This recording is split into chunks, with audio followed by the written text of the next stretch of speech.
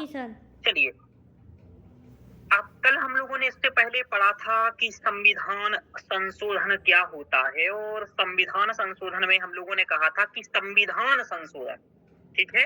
तो संविधान संशोधन हम लोगों ने समझा था कल कि 368 अनुच्छेद के तहत विशेष बहुमत से होता है।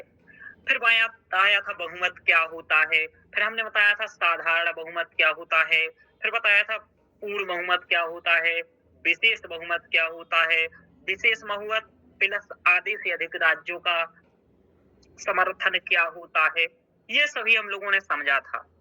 अब यहाँ क्या है कि कुछ-कुछ ये पूछे तो नहीं जाएँगे आपसे, मतलब संविधान संशोधन, लेकिन कई बार पूछे भी जाते हैं। तो हम अब कुछ यहाँ इम्पोर्टेंट महत्वपूर्ण संविधान संशोधन के बारे में पढ़ेंगे, और जो लास्ट में अभी किए गए हैं, जो 106वां संविधान संशोधन किया गया है, उसके बारे में थोड़ा डिटेल्स में हम लोग समझेंगे, पूरा एडिटोरियल देखेंगे। तो आज की क्लास का यही प्रारूप रहेगा, और उसके बाद फिर हम आगे देखेंगे क्या करना है, ठीक है? तो इतना समझ में आया क्या करना है आज, बोलो? आज पढ़ेंगे हम लोग सबसे पहले महत्वपूर्ण संविधान संशोधन। अब संविधान संशोधन क्या होता है ये समझ में आ गया, क्या होता है संविधान संशोधन, बताइए?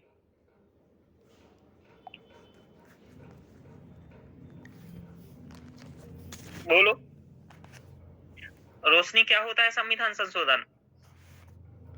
जी सर, संविधान संशोधन संविधान में परिवर्तन और सर परिवर्धन और निरसन।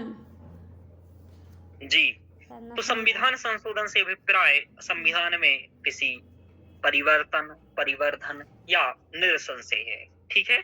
चलिए, ये हम लोगों ने देखा क्या है, हम लोगों ने कल समझा था क्या संविधान संशोधन होता है।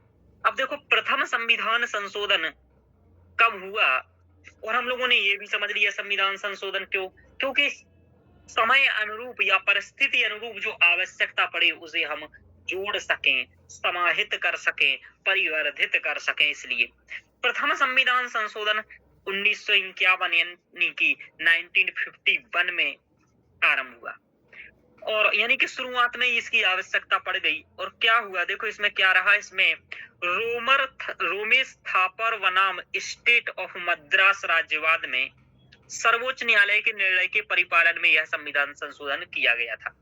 मूल बात क्या थी इस संविधान की, कि संपत्ति के अधिकार को सीमित करने के लिए अनुच्छेद 31 में दो नए खंड जोड़ दिए गए, अनुच्छेद 31 का और अनुच्छेद 31 खा, ठीक है? यानी कि जो पहले संपत्ति का अधिकार था उसमें दो खंड जोड़े गए इस प्रथम संविधान संशोधन के माध्यम से, 31 का और 31 खा, जिसमें प्रावधान किया गया कि जमींदारी उन्मूलन, भूमि सुधार आदि के पक्ष में बनाए गए किसी कानून को अनुच्छेद 14 1931 के उल्लंघन के आधार पर अवैध नहीं ठहराया जाएगा। यानी कि जमींदारी से संबंधित कोई कानून बन रहा है और यदि उसको हमें लागू करना है, और लागू करने के प्रक्रम में यदि अनुच्छेद 14, 19 और 31 का उल्लंघन होता है तो कोई रोक टोक नहीं करेगा, यानी कि इन अनुच्छेदों का उल्लंघन हो जाने देगा, ऐसा इनमें प्रावधान किया गया। अब देखो 31 का के माध्यम से 9वीं अनुसूची जोड़ी गई, तो ये भी इंपॉर्टेंट है कि 9वीं अनुसूची किसके माध्यम से जोड़ी गई, बोलो किसके माध्यम से जोड़ी गई, बताइए? के माध्यम से। हाँ, तो बोलते जाना है ना, जोड़ी गई। और क्या किया गया इसमें, जिसमें प्रावधान किया गया कि इस सूची में शामिल किसी भी विषय पर न्यायालय द्वारा क्या नहीं किया जाएगा, न्यायिक समीक्षा नहीं की जाएगी। यानी कि कुल मिलाकर के ये काम कर दिया गया कि भूमि से संबंधित जो कानून बनेंगे, क्योंकि देखो क्या है यहाँ, इससे एक मालूम चला कि देखो डीपीएसपी को यानी कि राज्य के नीति निर्देशक तत्वों को लागू करने के प्रक्रम में मौलिक अधिकारों को सीमित कर दिया गया। समझ में आ रहा है ये बात? जी सर। हाँ, क्योंकि क्या कहा कि 14 1931 को का उल्लंघन भी होगा तो कोई मुंह नहीं खोलेगा, चुप रहेगा सब, ये वाली बात की गई।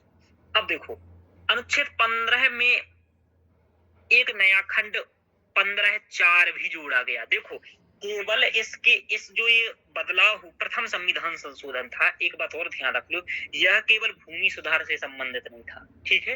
या फिर ऐसा मत सोचना कि कोई संविधान संशोधन हो रहा है तो वो केवल एक चीज को लेकर के हो रहा है। हो सकता है वह एक चीज को लेकर के हो सकता है वह 4 विषयों को लेकर के हो। समझ में आ रहा? समझ में आ रहा? जी सर। हाँ सर। हाँ, तो अनुच्छेद 15(4) में क्या जोड़ा गया, जिसमें सामाजिक और शैक्षिक दृष्टि से पिछड़े वर्गों और अनुसूचित जातियों एवं जनजातियों के पक्ष में विशेष प्रावधान करने के लिए राज्यों को शक्ति प्रदान कर दी गई। समझ में आ रहा? ये महसूस हुआ कि भाई जो सामाजिक रूप से शैक्षिक रूप से पिछड़े हैं, इनके लिए हमें कुछ विशेष प्रावधान करना होगा, तो राज्यों को शक्ति दे दी गई कि राज्य अपने यहाँ आरक्षण इत्यादि का प्रावधान कर सकते हैं। ये और देखो अनुच्छेद 19 में क्या बदलाव किया गया। अब अभी आप लोगों ने ये सब पढ़ा नहीं है, लेकिन आगे ये बात पढ़ोगे आप लोग, तो वहां पढ़ोगे कि 15(4) में ये है, तो आपको ये मालूम चलेगा कि 15(4) प्रथम संविधान संशोधन के माध्यम से जोड़ा गया। समझ में आ रहा? आगे चलते हैं। देखो अनुच्छेद 19(2) में संशोधन करके अनुच्छेद 19 का में भाषण एवं अभिव्यक्ति की स्वतंत्रता पर लोक व्यवस्था, अपराध उद्दीपन एवं विदेशी राज्यों से मैत्रीपूर्ण संबंधों पर युक्तियुक्त निर्बंधन लागू किया गया। अब ये एक यूपीएससी में क्वेश्चन पूछा गया था मेंस में 1-2 वर्ष पहले कि अनुच्छेद 19 पर युक्तियुक्त प्रबंधन भी लगाया जाता है। तो आप उस समय ये लगा सकते थे, इसका उल्लेख कर सकते थे कि प्रथम संविधान संशोधन के माध्यम से यह कहा गया था कि यदि देखो कोई भाषण देने की स्वतंत्रता है, समझ पा रहे हो, लेकिन ऐसा भाषण नहीं देना है कि जो लोक व्यवस्था को नुकसान पहुंचाए। समझ में आ रहा? या फिर जो अपराधों को उद्दीपित करे, अपराध को बढ़ावा दे, विदेशी राज्यों से मैत्रीपूर्ण संबंध बनाए। तो ऐसे यदि भाषण कोई देता है तो उस पर युक्तियुक्त निर्बंधन लगाया जाएगा। समझ में आ रहा बात? जी सर। हाँ सर। हाँ, तो ये जोड़ा गया एक नया, एक ये जोड़ा गया 15 वाला, एक भूमि सुधार वाला देख लिया। एक और देखो यार, अनुच्छेद 19(6) में संशोधन करके अनुच्छेद 19(1)(6) में दिए गए अधिकार पर 2 नए युक्तियुक्त निर्बंधन आरोपित किए गए, जिसमें यह व्यवस्था की गई कि राज्य नागरिकों को व्यवसाय करने से पूर्णतः रोक सकता है। यानी कि राज्य नागरिक को व्यवसाय करने से पूर्णतः रोक सकता है। और दूसरा, किसी पद पर नियोजन के लिए उस पद की प्रकृति से संबंधित तकनीकी ज्ञान संबंधी अर्हताएं निर्धारित कर सकता है। देखो कुल मिलाकर के क्या है इसमें, अनुच्छेद 19 में क्या है, अनुच्छेद 19(6) में कि आप कहीं भी देश में व्यापार कर सकते हो। क्या है बोलो? कहीं भी व्यापार कर सकते हो देश में। तो फिर इसका मतलब व्यक्ति कहीं भी जाएगा और कहीं भी करेगा। लेकिन तुम लोगों ने देखा होगा कहीं कहीं लोग मना कर देते हैं, तुम यहाँ व्यापार नहीं करो। हाँ सर। जैसे पूर्वोत्तर भारत क्षेत्र में जाकर के तुम जनजातीय क्षेत्रों में व्यापार नहीं करोगे, ठीक है। राष्ट्रपति भवन के सामने तुम जाकर के व्यापार ठेला नहीं लगाओगे। समझ में आ रहा? वरना तुम तो कहो भाई व्यापार करने का अधिकार है, पीएम हाउस के सामने लगाऊंगा, प्रधानमंत्री जी चाय पियेंगे हमारी, तो ये थोड़ी ना होता है। तो कुल मिलाकर के रोक सकता है भाई, राज्य नागरिकों के व्यवसाय करने से रोक सकता है। और दूसरा ये कि भाई किसी पद के लिए तकनीकी ज्ञान यदि जरूरी है तो उसकी भी सीमा कर सकता है। भाई इस पद के लिए तकनीकी ज्ञान आवश्यक है, इसलिए तकनीकी ज्ञान होगा, जिसको उसी को हम लेंगे। समझ पा रहे हो? ये 2 प्रावधान कर दिए गए। तो आपको बताऊं, यदि आपको ये 2 बातें मालूम होती और आप जो क्वेश्चन देखे थे तो उसमें थोड़ा बहुत यदि आपके दिमाग में याद रहता तो आप ये बातें लिख सकते थे, ठीक है, मेंस में। तो आपको अनुच्छेद मतलब संविधान, प्रथम संविधान संशोधन मालूम चला कि नहीं चला? जी सर। हाँ सर। हाँ, तो प्रथम संविधान संशोधन में क्या व्यवस्था किया गया ये हम लोगों को मालूम चलेगा। अब देखो, अब तो सामान्य है, द्वितीय संविधान संशोधन इंपोर्टेंट नहीं है, लेकिन फिर भी मैं थोड़ा सा बता देता हूँ।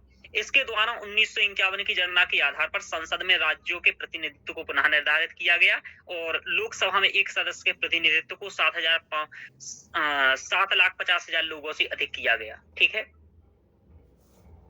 अभी 10 लाख है शायद वर्तमान में, ठीक है। हाँ सर। चलिए तो ये इम्पोर्टेंट नहीं है आपको इतना ज्यादा, ठीक है। चलो देखो, तृतीय संविधान संशोधन में क्या किया गया कि इसमें संविधान संशोधन में समवर्ती सूची की 33वीं प्रविष्टि में संशोधन किया गया। संसद को खाद्य पदार्थ, पशु चारा, कच्चा कपास, कपास के बीज एवं कच्चे जूट के उत्पादन, आपूर्ति और वितरण पर नियंत्रण के लिए शक्तिशाली बनाया गया। कि कपास के संबंध में जो है या पशु चारा के संबंध में उसमें संसद कानून बना, संसद को क्या होगा, शक्तिशाली रहेगी। चलिए ये कोई इंपोर्टेंट नहीं है, आगे चलते हम लोग। हमने कहा था हम आपको इम्पोर्टेंट पढ़ाएंगे। अब देखो देखो 7वां संविधान संशोधन थोड़ा सा पढ़ेंगे।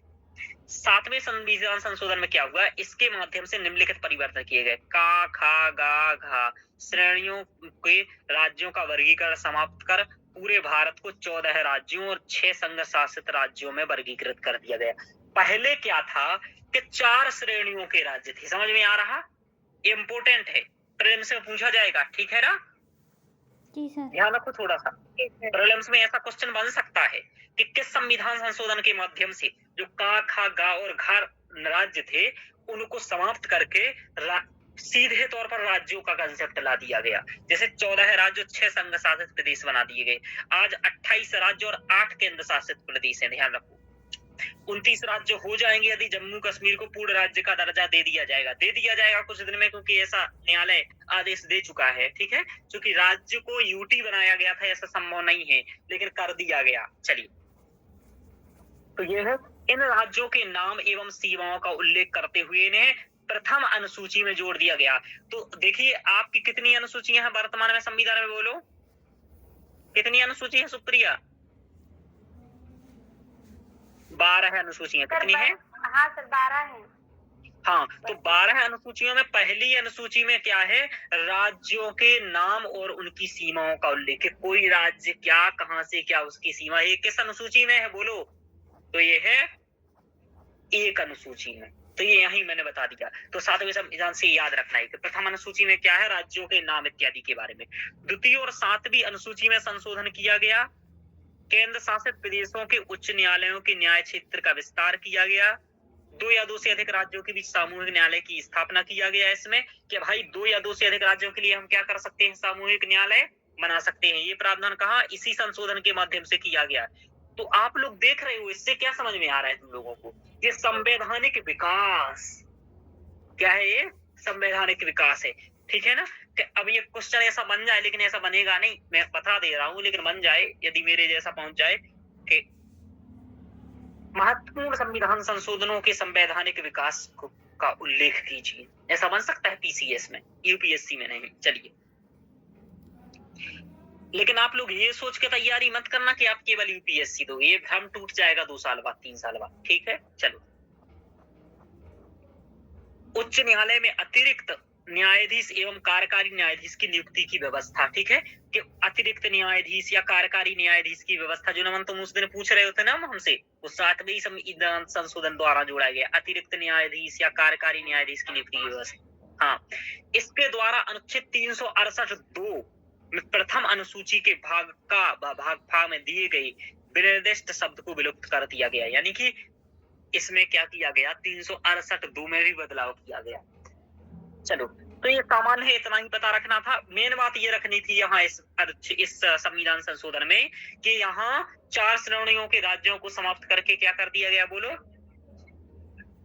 बना दिए गए। आगे चलते हैं,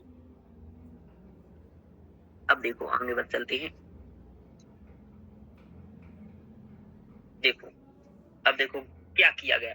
ऐसे तो संविधान संशोधन हुआ, 12वां संविधान संशोधन देख लीजिए।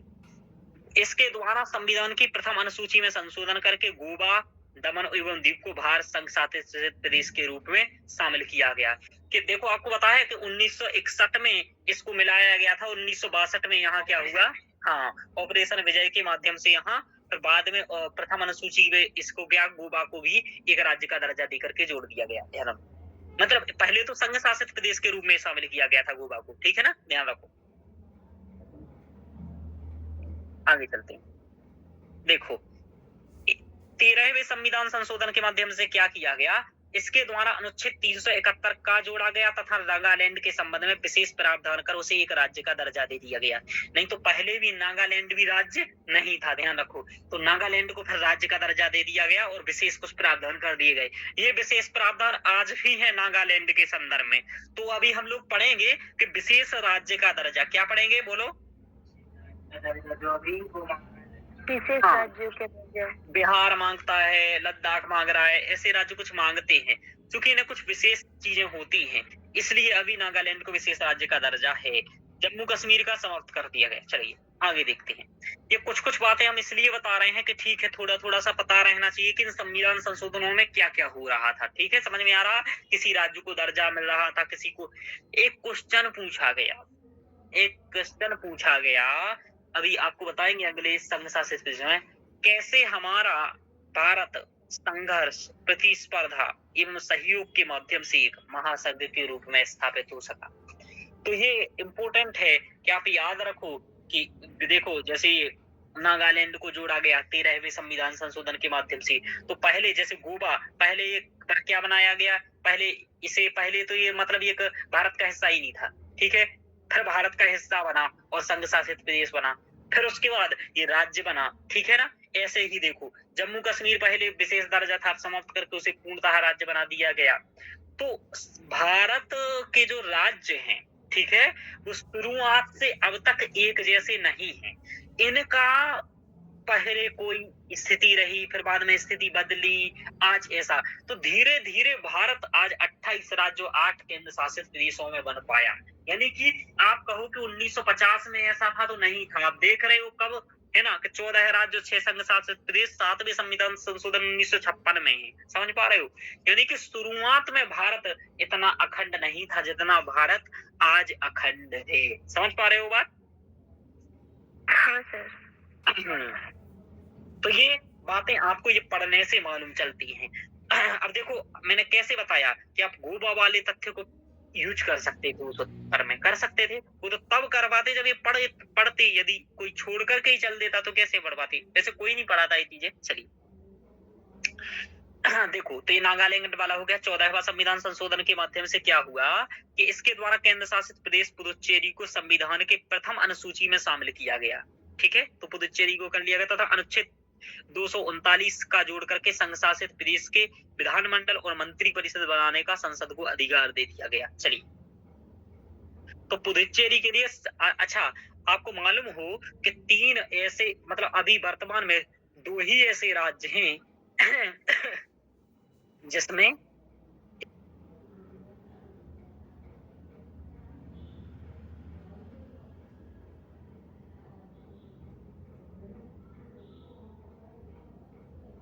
सर आवाज नहीं आ रही।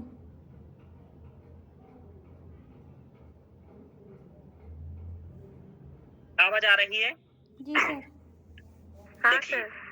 हाँ, तो यहाँ आपको बताऊं कि ऐसे कितने केंद्र शासित प्रदेश हैं वर्तमान में जिनमें विधान परिषद है?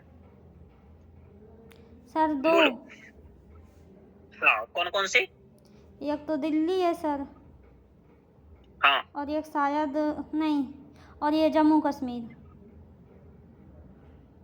एक तो पुदुचेरी है और एक दिल्ली है। जम्मू कश्मीर नहीं है ठीक सर। है, हाँ, जम्मू कश्मीर को पूर्ण राज्य का अभी दर्जा मिलेगा, अभी मिला नहीं है। लेकिन विधानसभा है सर वहाँ भी। हाँ, शायद अभी भी है सर, 3 राज्य हैं विधानसभा वाले। एक काम करना, 3 ही हैं, पर एक थोड़ा सा इसको देखना पड़ेगा। मैं नहीं तो कल ही आपको बताऊंगा कि इसको अभी समाप्त किया करके 2, मतलब वो बनाया था, 2 केंद्र शासित प्रदेश बना दिए गए। तो उसमें समाप्त करने के प्रक्रम में विधानसभा को समाप्त किया गया या नहीं किया गया, ये थोड़ा मुद्दा नहीं देखने सर, योग्य है। विधानसभा को समाप्त नहीं किया गया, पढ़ा था सर हमने। चलिए ठीक है, तो फिर कोई दिक्कत नहीं है। 3 राज्य ऐसे हैं सर, लेकिन कंफर्म कर लेते हैं। हाँ, तो अब तीनों केंद्र शासित प्रदेश ही ऐसे हैं अभी वर्तमान में, आप ऐसा मानिए कि जिनमें विधानसभा है, दिल्ली, पुदुचेरी और जम्मू कश्मीर। सर विधानसभा या विधान परिषद? विधानसभा। Okay sir. विधान परिषद की तो ठीक ही है, हो चाहे ना हो तो भी काम चल जाता है। आप विधानमंडल कहो इससे अच्छा, तो ठीक है। Okay sir. बिना विधान परिषद के भी काम चल जाता है। चलिए चलिए, अब देखो इसके बाद कई सारे बदलाव हुए, कोई इंपोर्टेंट ज्यादा है नहीं, तो 15वां संविधान संशोधन नहीं देखते हैं हम लोग। 16वां 17वां कोई दिख रहा है? 17वें में कोई बड़ी बात नहीं। हाँ 17वां देख लेते हैं। चलिए 17वां 16वां भी देख लेते हैं। अनुच्छेद 19 में दिए गए पहले 3 अधिकारों भाषण एवं अभिव्यक्ति की स्वतंत्रता, शांतिपूर्ण सम्मेलन करने का अधिकार पर युक्तियुक्त निर्बंध लगाने की शक्ति राज्य को दे दी गई कि राज्य क्या कर सकता है, इस पर युक्तियुक्त निर्बंध लगा सकता है। किस पर? अनुच्छेद 19 पर। तीसरी अनुसूची में के विभिन्न पदाधिकारियों द्वारा ली जाने वाली शपथ एवं प्रतिज्ञानों में संशोधन कर यह जोड़ा गया कि वे भारत की एकता और अखंडता की रक्षा के लिए वचनबद्ध हैं। यानी कि एकता और अखंडता को भी बढ़ावा देने के लिए धीरे धीरे संविधान संशोधन के लिए प्रावधान किए गए। जो क्वेश्चन में अभी बोल रहा था कि कैसे भारत ने संघर्ष स्पर्धा के माध्यम से क्या बनाया, भारत एक मजबूत राष्ट्र बना, तो उसमें आप ये भी जोड़ सकते हो। क्या? भारत की एकता और अखंडता की रक्षा के लिए वचनबद्धता का प्रावधान जोड़ा गया कि जो भी अधिकारी बने तो कम से कम वो ये कहीं के भी हो, ये प्रतिज्ञा लेकर के बने कि हम भारत की एकता और अखंडता की रक्षा करेंगे। यानी कि भारत ने सदैव अपनी एकता और अखंडता की सुरक्षा के लिए प्रयास किया, यहाँ लिख रहा है। चलिए अब देखो 17वें संविधान संशोधन में इसके तहत अनुच्छेद 31 का और 9वीं अनुसूची में संशोधन किया गया। इसका उद्देश्य केरल और मद्रास राज्य द्वारा पारित भूमि सुधार अधिनियमों को संवैधानिक संरक्षण प्रदान करना था। तो ये सब चल ही रहा है, तो इसका कोई महत्वपूर्ण ज्यादा है नहीं। अब हम लोग देखते हैं सीधा 24वां संविधान संशोधन। कैसा? कौन सा देखेंगे? 24वां देखेंगे। 24वां संविधान संशोधन। 24वां संविधान संशोधन। अच्छा आप लोगों को बताऊं, आप मैं ऐसे नहीं अंदाजों से नहीं देख रहा हूं कि जो सामने दिख रहा है उसको देख रहा हूं, समझ पा रहे हो? हाँ अच्छा स्पीड तेज हो रही है, ठीक है। देखो अनुच्छेद 13(2) में संशोधन कर यह प्रावधान किया गया कि अनुच्छेद 368 के अंतर्गत पारित कोई भी विधि अनुच्छेद 13(2) में प्रयुक्त विधि शब्द में शामिल नहीं मानी जाएगी। कुल मिलाकर के ये हम आपको पहले पढ़ा चुके हैं। जब हमने 368 पढ़ाया था वहां बताया था कि उसमें 368 के अंतर्गत पारित कोई भी विधि 13(2) का उल्लंघन के तहत 13(2) के अंतर्गत नहीं मानी जाएगी। ये 71 मतलब 24वां संविधान संशोधन 1971 वही मैंने पढ़ाया था। 24वां नहीं पढ़ाया था? पढ़ाया था कि नहीं पढ़ाया था? 24वां अनुच्छेद 368(1) में संशोधन कर यह व्यवस्था की गई कि अनुच्छेद 368(1) के अंतर्गत संविधान के किसी भी उपबंध में परिवर्तन, परिवर्धन करने या निरसन करने की शक्ति संसद के पास है। समझ में आ रहा? हाँ सर। किसी भी यानी कि संविधान के किसी भी उपबंध को परिवर्तन, परिवर्धन एवं निरसन करने की शक्ति संसद के पास है। आपको बताऊं जो मैंने आपको ये शब्द रटाए हैं ना, ये शब्द आपके लिए बहुत काम के हैं। समझ पा रहे हो? यानी कि संवैधानिक शब्द बताए हैं आपको हमने, समझ पा रहे हो? संशोधन लिखने के लिए, वरना लोग ऐसे ही बता देते हैं, कुछ भी परिवर्तन से काम चला देते हैं पूरे संशोधन का। तो ये संवैधानिक शब्द है, ध्यान रखो। चलिए तो ये जोड़ा गया। इस संविधान संशोधन द्वारा न सिर्फ अनुच्छेद 368 का शीर्षक बदल दिया गया बल्कि उसके पहले दूसरे व तीसरे खंड में भी संशोधन किया गया। अनुच्छेद 368(2) को संशोधित करके यह व्यवस्था की गई कि राष्ट्रपति अनुच्छेद 368 के तहत पारित किए गए विधेयक पर अनुमति देने के लिए बाध्य है। वो वीटो यूज नहीं करेगा। हाँ तो वीटो यूज नहीं करेगा, लेकिन देखो ये शब्द प्रयोग करना ठीक नहीं था कि बाध्य है। समझ पा रहे हो? समझ पा रहे हो? जी सर। हाँ सर। हाँ भाई उसे ठीक नहीं लगेगा तो कर देगा, वैसे भी वो नहीं करेगा, लेकिन ऐसा प्रयोग कर दिया, यानी कि और भी कमजोर कर दी गई राष्ट्रपति की शक्ति, ऐसा है। चलिए 25वां संविधान संशोधन ऐसे ही रहा, उसमें ज्यादा कोई महत्वपूर्ण रहा, लेकिन देख लेते हैं। अनुच्छेद 31(2) में उल्लेखित प्रतिकर मुआवजा शब्द की जगह रकम शब्द लिख करके स्पष्ट कर दिया गया। कोई इंपोर्टेंट नहीं है इसलिए छोड़ो इसको। ये इम्पोर्टेंट है। पहला 7वां 17वां 24वां। हाँ जी पहला 7वां मैंने बता दिया, ये बीच में गोवा मुंबा वाले ऐसे इम्पोर्टेंट बता दिए मैंने आपको। बताऊं यही वीडियो 2-3 बार देख लेना बस, इसके बाद रहने देना, कोई इम्पोर्टेंट है नहीं। चलिए आगे मैं कौन सा बता रहा था वो मैं भूल ही गया, ये 26वां इम्पोर्टेंट है थोड़ा सा, चलिए देख लेते हैं। प्रीलिम्स के लिए इम्पोर्टेंट है। देशी रियासतों के प्रमुखों को क्या हुआ था कि उस समय वो मान नहीं रहे थे, तो जैसे तैसे मनाया गया था और प्रमुखों को दिए गए विशेषाधिकार भी दिए गए थे। तो इस 26वें संविधान संशोधन के माध्यम से 1971 में विशेषाधिकारों को समाप्त करने के उद्देश्य से संशोधन पारित किया गया था। यानी कि उनके विशेषाधिकार क्या कर दिए गए, बोलो? हाँ वही है, तो ये समाप्त कर दिया गया यहाँ, तो ये इम्पोर्टेंट है। चलिए मतलब ऐसा भी इम्पोर्टेंट नहीं है, पर थोड़ा सा एक बार पढ़ लिया तो अच्छा है। यह संशोधन क्यों किया गया? यह संशोधन माधवराव सिंधिया बनाम भारत संघवाद मामले में सर्वोच्च न्यायालय द्वारा दिए गए निर्णय के बाद किया गया था। यानी कि सर्वोच्च न्यायालय ने कहा था खत्म करो इन्हें। इस संविधान संशोधन द्वारा भूतपूर्व राजाओं के प्रिवी पर्स तथा विशेषाधिकारों को समाप्त कर दिया गया। इसकी निम्न विशेषताएं थी। प्रिवी पर्स तथा विशेषाधिकारों से संबंधित संविधान के अनुच्छेद 251 और 362 का विलोपन कर दिया गया। चलिए कोई मतलब नहीं है। 251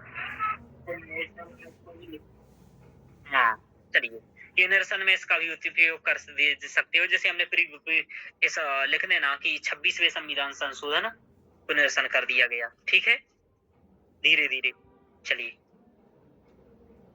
27वां संविधान संशोधन, इसके तहत क्या किया गया तो ये भी देख लो। मिजोरम और अरुणाचल प्रदेश को संघ शासित प्रदेश के रूप में स्थापित किया गया। पहले देखो ये अब ये राज्य है वर्तमान में, है कि नहीं है पहले, लेकिन ये संघ शासित प्रदेश थे। आपको बताऊं पूरा पूर्वोत्तर भारत को ऐसे किया गया लगभग, ध्यान रखो। इसके लिए ये इम्पोर्टेंट नहीं है, तो मैंने ऐसे ही पढ़ा दिया। चलिए 29वां संविधान संशोधन कोई मतलब नहीं है। 32वां संविधान संशोधन, चलिए देखो ये देखो 33वां संविधान संशोधन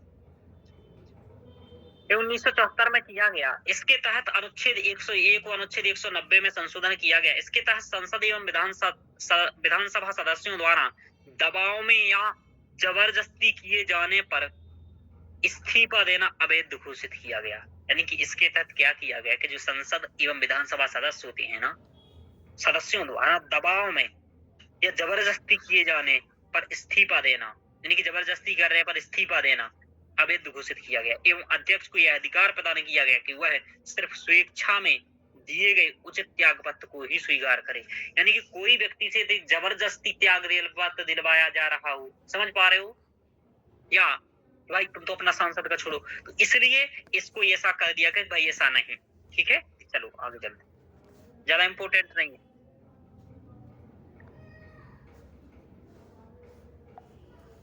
अब देखो यहाँ क्या हो रहा है। 35वां संविधान संशोधन देखो, 36वां, यही आपको थोड़ा समझ आएगा। ठीक, इस 35वें संविधान संशोधन में क्या किया गया कि इसके तहत संविधान में अनुच्छेद 2 को जोड़कर सिक्किम को संरक्षित राज्य का दर्जा दे दिया। संरक्षित राज्य का दर्जा समाप्त कर उसे सह राज्य के रूप में भारत में शामिल किया गया। और देखो जस्ट 36वें संविधान संशोधन में सिक्किम को पूर्ण राज्य का दर्जा दे दिया गया। समझ में आ रहा? तो देखो आप क्या समझ रहे हो इनमें ये समझो कि हम लोगों ने क्या किया कि धीरे धीरे राज्यों को पहले राज्य, सह राज्य, विशेष राज्य, पूर्ण राज्य सब, फिर समझ पा रहे हो? यानी कि धीरे धीरे मना करके हम एक संघ बना पाए। समझ पा रहे हो ये बात? हाँ सर। हाँ सर। रोशनी जी समझ में आया? एक क्वेश्चन दिखाऊंगा मैं आपको बाद में, तब मैं ये उत्तर लिख के आपको बताऊंगा कि कैसे क्या होता है। चलिए इसके बाद देखो ये इम्पोर्टेंट है थोड़ा सा, राष्ट्रपति के बारे में कुछ दिख रहा है तो देख लेते हैं। 38वां संविधान संशोधन ये 1975 में किया गया है। राष्ट्रपति द्वारा अध्यादेश के संदर्भ में राष्ट्रपति का समाधान अंतिम बनाया, अर्थात अध्यादेश का अब न्यायिक पुनरावलोकन नहीं हो सकेगा, ये शामिल किया गया। समझ में आ रहा है? ऐसा कहा इसके माध्यम से, यानी कि देखो आप क्या देख रहे हो यहाँ कि यहाँ जो संविधान संशोधन हो रहे हैं इनके माध्यम से न्यायालय की शक्ति को कम करने का प्रयास किया जा रहा है। इसका आप कई जगह पर एग्जाम्पल के रूप में उपयोग कर सकते हो, जैसे हम लोग एग्जाम्पल के रूप में वो उपयोग कर रहे थे ना 41वां और 42वां संविधान संशोधन। अभी यहाँ भी वो आएगा, 39वां भी पढ़ेंगे आगे। अनुच्छेद 352 को संशोधित कर राष्ट्रपति को विभिन्न आधारों पर भिन्न भिन्न आपात उद्घोषणा जारी करने तथा पहले आपात उद्घोषणा के बावजूद किसी अन्य नए आधार पर अन्य आपात उद्घोषणा जारी करने की शक्ति दे दी गई। इसका मतलब तुम समझ पा रहे हो तुम लोग? नहीं सर। इसका मतलब ये कि किसी राज्य में पहले जैसे हमने अनुच्छेद 352 के तहत क्या किया, आपातकाल घोषित कर सकते थे। आपातकाल का मतलब राष्ट्रपति शासन, यानी कि एक तो राष्ट्रीय आपातकाल होता है और इसमें 352 के तहत क्या हो रहा है, राष्ट्रीय आपातकाल, और 356 के तहत क्या हो रहा है, राष्ट्रपति शासन। तो ये कह रहे हैं राष्ट्रपति आपातकाल लागू है, ठीक है, और उसके बाद लागू बना रहेगा और हम किसी दूसरे आधार के माध्यम से उस लागू रहे बने रहे को और आगे बढ़ा सकते हैं। समझ में आ रहा है? यानी हाँ सर। हम राष्ट्रपति शासन के नए नए आधार खोजते रहे कि राष्ट्रपति शासन लगाए रहेंगे। राष्ट्रपति शासन लगाया क्यों जाता है, इसका प्रभाव क्या होता है? राष्ट्रपति शासन का प्रभाव देखो ये होता है कि केंद्र के पास लगभग आप ऐसा मानो संपूर्ण शक्तियां होती हैं। राज्यों की जो राज्य का जो विधानमंडल होता है, यहाँ तक कि जो राज्य का विधानमंडल होता है वो राज्य सूची पर जो कानून बनाता है तो उस पर संसद कानून बना सकती है और अगले 1 साल के लिए वो लागू भी रहेगा।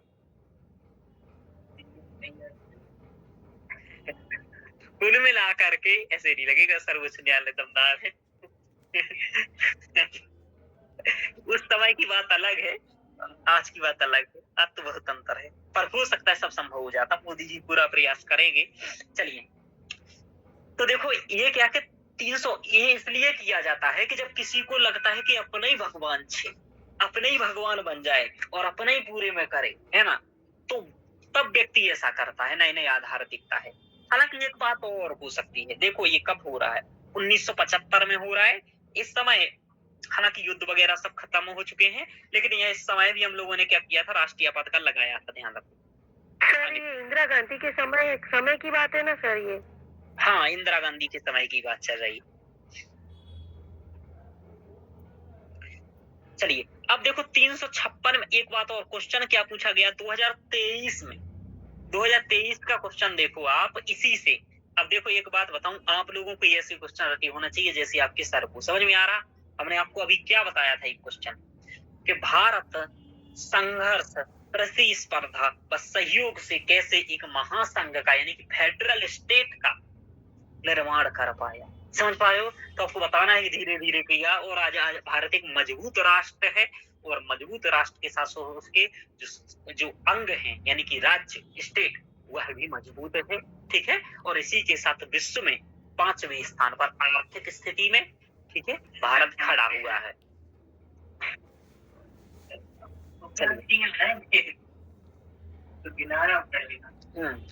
अब देखो क्या है क्वेश्चन, क्या पूछा गया 2023 का, वो जान लो।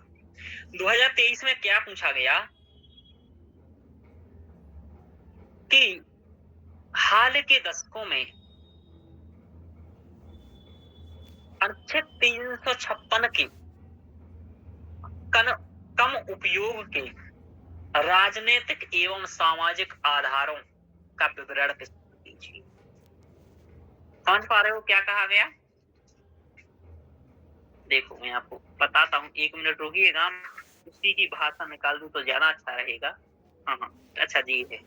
देखो क्या रहा, संघीय सरकारों द्वारा, संघीय सरकार मतलब केंद्र सरकार द्वारा, सुनते जाना पड़ेगा कुछ कुछ चीजें, केंद्र सरकार द्वारा 1990 के दशक में के मध्य से, यानी कि 1990 के दशक के मध्य से मतलब 1995 के बाद से अनुच्छेद 356 के उपयोग की कम आवृत्ति देखी गई है। यानी कि 356 यानी कि राष्ट्रपति शासन कम लगाया गया है 1995 के बाद।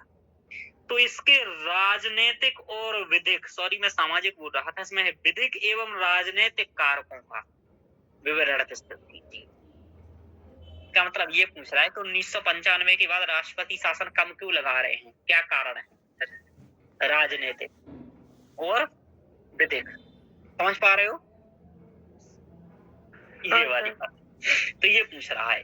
तो अनुच्छेद 356 का देखो सीधा उल्लेख दे रहा है, राष्ट्रपति शासन नहीं लिख रहा है। और यूपीएससी का क्वेश्चन है, देखो सीधा लिखता है अनुच्छेद सहित देता है एकदम स्पष्ट रहो। तो देखो राष्ट्रपति शासन तब लगाया जाता है किसी राज्य में, बोलो कब? बताया था मैंने एक दिन, कब लगाया जाता है शिल्पा जी? सर सशस्त्र विद्रोह फिर युद्ध। नहीं, गलत गलत गलत गलत गलत। अब राष्ट्रपति शासन राष्ट्रीय आपातकाल की बता रहे हैं। राष्ट्रपति शासन में संवैधानिक तंत्र की विफलता, क्या? हाँ, संवैधानिक तंत्र की विफलता। रट लो, ये 5 बार बोल लो मन में शब्द। Okay sir. क्योंकि आप लोग बार बार भूल रहे हो, संवैधानिक तंत्र की विफलता। जब राज्यपाल को लगता है कि इस राज्य में संवैधानिक तंत्र की विफलता हो रही है, क्योंकि आपको मैं बताऊं कि केंद्र सरकार को कुछ ऐसे, ठीक है, ऐसी शक्तियां प्रदान की गई हैं जिसके तहत केंद्र सरकार राज्यों को निर्देश दे सकता है। मैं आपको ये बताऊंगा कि किन किन मामलों में निर्देश दे सकता है, ये जस्ट मैं अगले अध्याय में जब संघवाद पढ़ाऊंगा तब बताऊंगा, ठीक है? लेकिन अभी जान लो कुछ कुछ, जैसे रेलवे के संदर्भ में निर्देश दे सकता है, जैसे हाँ नहीं, संघ सरकार राज्यों को, है ना। इसके अलावा समवर्ती सूची के जो विषय होते हैं अधिकतर उनके काम कौन देखता है? राज्य ही देखते हैं, कार्यकारी प्रशासनिक का, तो उस संदर्भ में भी दे सकता है। अनुसूचित जाति जनजाति के कल्याण के लिए निर्देश दे सकता है। तो ये जो कुछ, ये जो संचार है, ठीक है, आंतरिक सुरक्षा के लिए जो संचार व्यवस्था है, इससे संबंधित निर्देश दे सकता है, यानी कि संचार व्यवस्था से संबंधित निर्देश दे सकता है। तो ये जो निर्देश दे सकता है, ठीक है, इन निर्देशों को यदि राज्य सरकार नहीं स्वीकार करे, कौन स्वीकार ना करे बोलो? राज्य सरकार।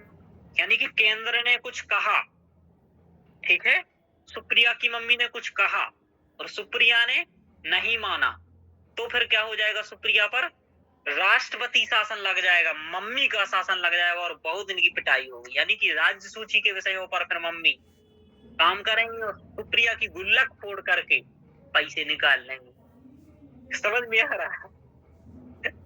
यानी कि राज्य के संसाधनों पर भी उस समय किसका रहेगा? वर्चस्व। तो राष्ट्रपति शासन तब होता है। तो कम लग रहा है आजकल राष्ट्रपति शासन, तो इसके कारक क्या है? राजनीतिक उपधिक कारक। ये 2023 का क्वेश्चन है, 15 अंक का है, ठीक है।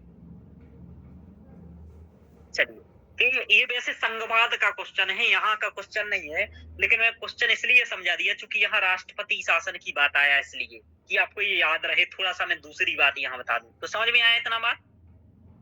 हाँ सर। रोशनी जी समझ में आया? जी सर। हाँ, चलिए आगे चलते हैं हम लोग। अब देखो, तो हम लोग ये समझे कि यहाँ क्या हो रहा है कि आपातकाल ये कह रहा है कि आपातकाल उद्घोषणा जारी करने से पहले आपातकाल उद्घोषणा के बावजूद किसी अन्य नए आधार पर भी आपातकाल जारी रखा जा सकता है, पहला ही। और दूसरा किया गया कि राष्ट्रपति को समाधान हो जाए कि किसी राज्य में अनुच्छेद 356 लागू करने के लिए पर्याप्त स्थितियां पैदा हो गई हैं, तो वह अनुच्छेद 356 का प्रयोग कर सकेगा एवं ऐसी उद्घोषणा किसी भी न्यायालय में जांच योग्य नहीं होगी। तो देखो, ये दूसरा आप लिख सकते हो उदाहरण में कि 38वें संविधान संशोधन में क्या किया गया कि भाई राष्ट्रपति शासन की न्यायिक समीक्षा पर अंकुश लगा दिया, लगाया कि नहीं लगाया? और क्या कहा, यहाँ तो अलग ही बात कह दिया, नया आधार दे दिया। देखो यहाँ कहाँ लिखा है संवैधानिक तंत्र की विफलता? नहीं लिखा ना, यहाँ तो सीधा कह दिया कि राष्ट्रपति को ऐसा लगे बस इसे मारना है, तो बस हाँ, तो पर्याप्त स्थितियां पैदा हो गई तो लगा रहे। पर्याप्त स्थितियां का मतलब क्या? हाँ तो आज का न्यायालय होता देखा था, ये पर्याप्त क्या है? इधर आओ थोड़ा।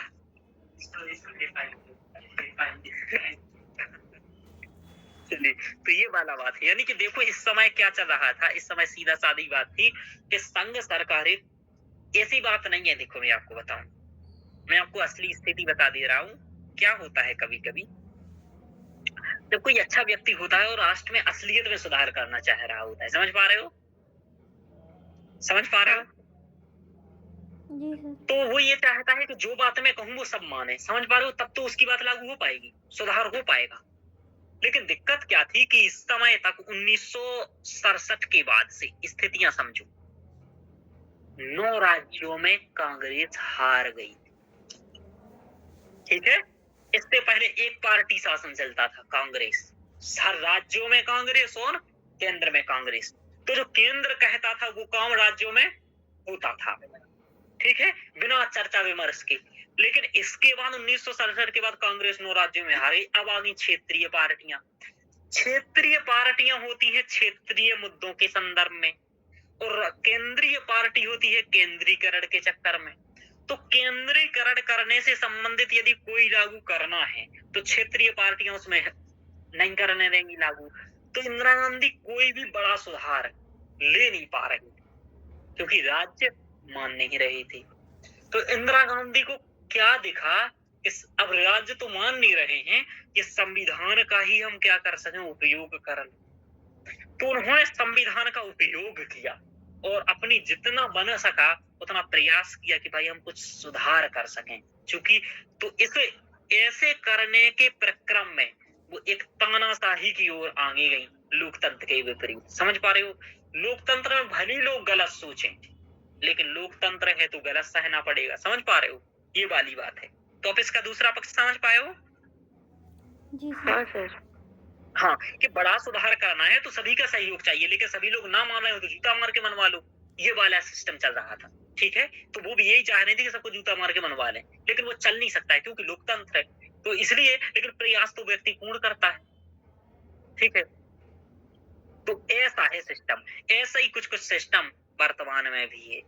पर मोदी जी भी एक देश एक राष्ट्र की संकल्पना हर चीज में चाह रहे हैं, लेकिन ऐसा संभव हो नहीं पा रहा है क्योंकि राज्य समर्थन नहीं कर रहे हैं। जैसे कि भाषा का मुद्दा है, अभी मैं अगले उसमें पढ़ाऊंगा भाषाई मुद्दे के बारे में, कि एक भाषा एक राष्ट्र।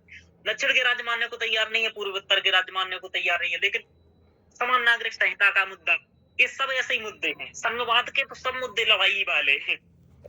ठीक है, क्योंकि वहां के अंदर हाँ, तो वही यानी कि ये वाली प्रवृत्ति है। तो ये सदैव के लिए चला है। तो आपके लिए इसको इस टाइप के क्वेश्चन में आपको बहुत अच्छे से उत्तर देना है। चलिए आगे चलते हैं। तो आप लोगों ने देखा, मतलब ये आपको अपना, देखो मैं ये बातें क्यों बता रहा हूँ, ये बताने के पीछे हमारा एक मूल कारण ये है तुम लोगों को, कि एक सोच रहे तुम लोगों की कि देखो यदि हमें विकास करना है तो संपूर्ण देश को एक होना पड़ेगा, अखंड होना पड़ेगा, तभी देश का विकास होगा। इसलिए जो राष्ट्रीय सरकार रहती है वो केंद्रीकरण के पक्ष में रहती है। क्वेश्चन बन चुका है यूपीएससी में, क्वेश्चन बना है भारत में राष्ट्रीय राजनीतिक दल केंद्रीयकरण के पक्ष में है, 2022 का क्वेश्चन है, जबकि क्षेत्रीय दल राज्य स्वायत्तता के पक्ष में है। टिप्पणी करें। ये क्वेश्चन 250 शब्द में। देखो मैं आप लोगों को क्वेश्चनों के करीब आसपास घुमा रहा हूँ, इससे सीखो तुम लोग। और ये तुम्हें उदाहरण देना पड़ेगा।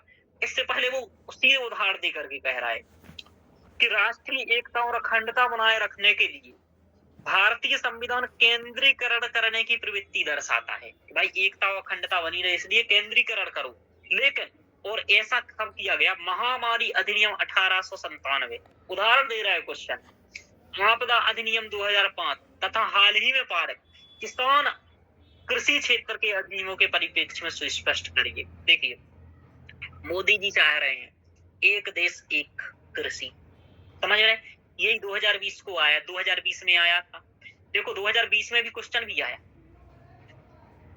दिक्कत ये थी कि ये चाह रहे हैं कि एक देश एक कृषि कानून हो, एक मंडी का मुद्दा हो, लेकिन ऐसा संभव नहीं है क्योंकि कृषि राज्य सूची का विषय है। तो राज्य अपनी स्वायत्तता को चाहते हैं, भाई हमारी सत्ता रही, हम अपने हिसाब से अपने राज्य का तय करें। लेकिन मोदी जी चाहते हैं केंद्रीकरण हो। ठीक है, तो मोदी जी का नाम बस इसलिए लग रहा हूँ एकदम याद रहे, केंद्र सरकार, ध्यान रखो। और जब राज्य की बात आएगी तब केजरीवाल कहूंगा। ठीक है, तो ये कृषि क्षेत्र के अधिनियम रहे। तो यानी कि ऐसा क्यों, तो आपको इसमें संतुलित उत्तर देना है कि क्या करना चाहिए, वही करना चाहिए जो पहले किया था। कमेटी बिठानी चाहिए, देख लेना चाहिए मुद्दे को कि किसकी ओर है, और बस वही, यानी कि वही वाला जो वहां नहीं आया था, परिसंघीय सर्वोच्चता का सिद्धांत, फिर उसने कहा था समरस अर्थान्वयन को हमें अपनाना चाहिए, यानी कि मिलजुल करके। वही काम यहाँ है, तो वही अपन को कहना है कि समरस अर्थान्वयन के वाक्य को हमें अपनाना चाहिए। चलिए कम बातें समझ में आई होंगी अभी आप लोगों को, लेकिन चूंकि यही यूपीएससी का लेवल है तो धीरे धीरे इसी लेवल पर आना होगा आप लोगों को। ठीक है जी सर। रोशनी जी? जी सर। हाँ ठीक है शिल्पा जी, यही यूपीएससी का लेवल है तो कर ही क्या सकते हैं। मैं जो ये क्वेश्चन बोल रहा था यूपीएससी के क्वेश्चन बोल रहा था, अगले 4-5 दिन में ये क्वेश्चन आपको दिख जाएंगे। चलिए ओके सर। अब देखो, तो यानी कि एक बात समझ में आया। एक बात और ध्यान रखो, ये जो 352 है और 356 है, ये मैं आपको संघवाद में ही पढ़ाऊंगा, ध्यान रखना। और संघवाद में ही पढ़ने हैं क्योंकि संघवाद ही में क्वेश्चन आया है संघीय सरकार में, ठीक है। तो ये संघवाद में पढ़ रहे हैं, यानी कि राष्ट्रपति शासन सर। क्या। हाँ बस इसमें 352 356 ऐसे तो याद है कि इसमें क्या है और क्या नहीं, बस ये भूल जाते हैं। एक में राष्ट्रपति शासन है, एक में राष्ट्रीय आपात है, तो ये 252 में या 56 में इसमें कंफ्यूजन हो जाती है बार बार। एक याद रखो, रखो ही मत, एक ही याद रखो, 252 राष्ट्रीय आपातकाल। हाँ, संवैधानिक तंत्र विफल होने पर। और सबको पता है कि 360 में वित्तीय आपातकाल है। हाँ ये तो सर 356 अपने आप याद रहेगा, तो सबको याद रहेगा। तो इसको राष्ट्रीय आपात केवल याद रखो 352 वाला। और चलिए अब, लेकिन राष्ट्रीय आपातकाल इतने ही में समाप्त नहीं हो जाता है। राष्ट्रपति किन कारणों पर लगाया जाता है, पहले क्यों लगाया गया, क्या ऐसी परिस्थितियां रही, उसके पीछे मूल सोच क्या थी, समझ पा रहे हो? जी सर। चलिए आगे चलते हैं। तो मूल सोच यही थी, देखो, केंद्रीकरण करना, समझ में आ रहा, केंद्रीय सुधार करना, राष्ट्र की एकता अखंडता सुरक्षित करना, राष्ट्र की विविधता और संघवाद को बढ़ावा देना। बस 25 पॉइंट बता दूंगा आपको, लिखते रहना उल्टे सीधे करके। चलिए अब देखो, तो अब देखना है 39वां संविधान संशोधन 1975 का। राष्ट्रपति, उपराष्ट्रपति, प्रधानमंत्री और लोकसभा अध्यक्ष से संबंधित विवादों को न्यायालय के क्षेत्राधिकार से बाहर रखा गया। इन सबका निर्धारण संसद द्वारा, प्राधिकरण के द्वारा किया जाएगा। कुल मिलाकर के ये कि न्यायालय के क्षेत्र, न्यायिक समीक्षा नहीं होगी राष्ट्रपति, उपराष्ट्रपति, प्रधानमंत्री और लोकसभा के अध्यक्ष के चुनाव की। देखो कोई जो पहले हो रहा है केंद्रीकरण के लिए कि भाई न्यायालय हस्तक्षेप ना करे, न्यायालय को कम करने का प्रयास। अब देखो, आपको न्यायपालिका के बारे में जितना क्लियर न्यायपालिका पढ़ के ना हो रहा होगा, वहां इतना यहाँ हो जाना चाहिए। हाँ, आप देखो कितना जरूरी है न्यायिक स्वतंत्रता के लिए कॉलेजियम प्रणाली का होना, समझ पा रहे हो? जी सर। हाँ, कि न्यायिक स्वतंत्रता यदि सुरक्षित रहेगी, कार्यपालिका का हस्तक्षेप कम रहेगा, तो ही न्याय मिल पाएगा, तो ही न्याय हो पाएगा। इसलिए 2023 का क्वेश्चन बना कि न्यायिक स्वतंत्रता लोकतंत्र की पूर्व शर्त। समझ में आ रहा? एक बात बताऊं, यदि कंसेप्ट समझ लो ना तो हर उत्तर वही है आसपास, समझ रहे हो? उसी चीज के दायरे में है जो उस चीज से संबंधित है। आपको बताऊं, जो संघवाद के जो क्वेश्चन आ रहे हैं वो इन्हीं के आसपास हर बार आ रहे हैं, ठीक है ना? 2020 का उत्तर बताया है राष्ट्रीय एकता अखंडता, 2022 का बताया, 2023 का बताया, सब उत्तर एक ही दायरे में पूछे जा रहे हैं। बस व्यक्ति मूल कंसेप्ट को नहीं समझ रहा है। चलिए, 9वीं अनुसूची में कुछ केंद्रीय अधिनियमों का समायोजन किया गया 39। हाँ, तो इसमें हाँ, तो 39वें संविधान संशोधन के माध्यम से किया गया। नाम यहाँ नहीं लिखा है। राष्ट्रपति, उपराष्ट्रपति, लोकसभा अध्यक्ष तथा प्रधानमंत्री के निर्वाचन को न्यायालय में चुनौती नहीं दी जाएगी। देखो, इसी का हम लोग बार बार उपयोग कर रहे थे, इसके पहले वाले भी आप उपयोग कर सकते हो। समझ में आ रहा? पर एक बात ध्यान रखना, जितना उपयोग करो उतना याद जरूर रखना, जो याद लिख लिया है वो याद रखना। चलिए अब आगे देखो, 40वें संविधान संशोधन में क्या किया गया? संसद को समुद्रीय जल, महाद्वीपीय मगध तट, विशिष्ट आर्थिक क्षेत्र और भारत के समुद्री जोनों की सीमाओं को समय समय पर निर्धारण की शक्ति दी गई। तो ये सही है, ठीक है। ये इसमें क्या किया गया, जो हमारा भारत है ना, हाँ वही। तो यहाँ समुद्री सीमा होती है हमारी, तो समुद्री सीमा की 3 सीमा होती है, एक 12 किलोमीटर, एक 24 किलोमीटर, एक 200 किलोमीटर। लेकिन सर ये तो अनक्लॉस में है सर। हाँ, लेकिन इतना ये जितना राज्य के अंतर्गत है उसके अंतर्गत तो राज्य कानून बना सकता है ना, समझ पा रहे हो? मतलब सर जैसे 24 किलो, देखो पूर्ण क्षेत्राधिकार 12 किलोमीटर तक होता है। हाँ, कितना होता है? 12 किलोमीटर। हाँ, तो पूर्ण क्षेत्राधिकार 12 किलोमीटर तक, तो हम 12 किलोमीटर के लिए कोई भी कानून बनाए अपने मछुआरों के लिए, मगन लोगों के लिए, आर्थिक उपयोग के लिए। समझ में आ रहा? ठीक है सर। इसके बाद 24 तक भी हमारे अधिकार हैं, हाँ सर साफ है। सफाई, तेल इत्यादि के लिए। तो हम हाँ, यहाँ सर, तेल निकालें पता चाहे है। कुछ करें, किसी को क्या मतलब, जी हम सर। अपना कानून बनाए। इसके बाद द्वीप निर्माण करने का अधिकार 200 किलोमीटर तक है, तो हम यहाँ द्वीप निर्माण करें, ये सब करें, तो ये सब हमारा अधिकार, हम कानून बनाए। तो कुल मिलाकर के जितनी अपनी सीमा है उसके अंतर्गत अपन ही कानून बना सकते हैं। समझ पा रहे हो? जी सर। हाँ सर। आगे चलते हैं, ये बाद में पढ़ाऊंगा भूगोल में। चलिए, भूगोल में नहीं पढ़ाऊंगा तो बता दूंगा कहाँ से पढ़ना है। चलिए, ज्यादातर भू सुधार से संबंधित 64 और अन्य केंद्र और राज्य विधियों के नए भी अनुसूची में शामिल किया गया, यानी कि बहुत सारे किए गए। चलिए, अब देखो हम लोगों को देखना है 42वां संविधान संशोधन। ये बहुत इंपॉर्टेंट संविधान संशोधन है, बार यूपीएससी प्रीलिम्स में क्वेश्चन आते हैं, 2023 प्रीलिम्स में भी क्वेश्चन था। ठीक है, एक बात बताऊं आपको, मैं क्वेश्चन देखे रहता हूं पहले के साल के, तो आप लोग भी देखे रहे तो अच्छी बात है, नहीं देखे तो मैं तो आपको सबसे पहले क्वेश्चन पढ़ाते ही जाता हूं, तो आपको जरूरत नहीं है जो मैं पढ़ा रहा हूँ वही रटते जाओ।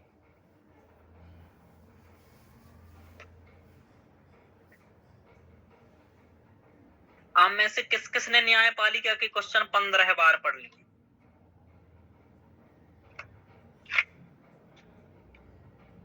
नहीं पढ़े ना? सर पढ़ वो लेना। बात नहीं पढ़े। हाँ, तो कम से कम 15-20 बार पढ़ो उन क्वेश्चनों को कि दिमाग में बस जाए वो क्वेश्चन। चलो, 42वें संविधान संशोधन का को मुख्यतः सरदार स्वर्ण सिंह समिति की अनुशंसा पर बना, मतलब लागू किया गया था, और इसे लघु संविधान भी कहते हैं। तो लघु संविधान किसे कहते हैं? कई बार एग्जामों में पूछा गया है छोटी बड़ी में, बताइए किसे कहते हैं? 42वां संविधान संशोधन। 42वें संविधान संशोधन। और इसके माध्यम से सबसे पहले प्रस्तावना में 3 शब्द जोड़े गए, वो ध्यान रखो। जी सर। और अभी आगे प्रस्तावना अगले 4, मतलब कल ही पढ़ाऊंगा प्रस्तावना। मैं तो कह रहा था 3-4 दिन बाद, मतलब कल ही पढ़ाने वाला हूँ। तो समाजवादी, पंथ निरपेक्ष और अखंडता, ये 3 शब्द जोड़े गए। तो सुप्रिया, मैं तुमसे कल पूछूंगा ये कौन कौन से शब्द जोड़े गए, ठीक है? Okay sir. और उल्टा प्रस्तावना सुनता हूँ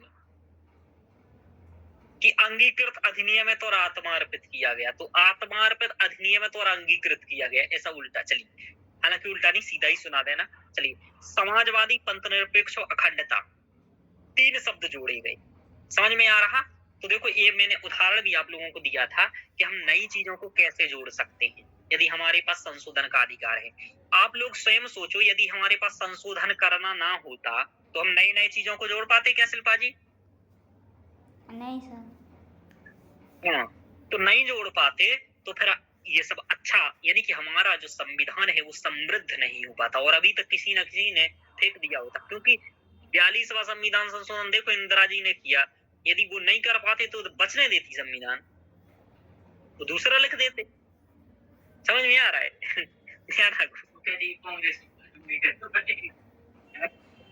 चलिए, अनुच्छेद 31 घ को शामिल कर राष्ट्र विरोधी गतिविधियों तथा सम्मेलनों को वर्जित करने वाली विधियों को संविधान के अनुच्छेद, यानी कि देखो अनुच्छेद 31 घ में क्या किया गया कि राष्ट्र विरोधी गतिविधियों तथा सम्मेलनों को वर्जित करने वाली विधियों को संविधान के अनुच्छेद 14 1931 के उल्लंघन के आधार पर न्यायिक पुनरावलोकन से संरक्षण प्रदान किया गया। यानी कि देखो, राष्ट्र विरोधी जो गतिविधियां कर रहे हैं उनके बारे में संविधान, मतलब ये न्यायालय कुछ नहीं कहेगा, कुल मिलाकर के 14 और 1931 का उल्लंघन होगा। ये सब इसमें जोड़ते रहे।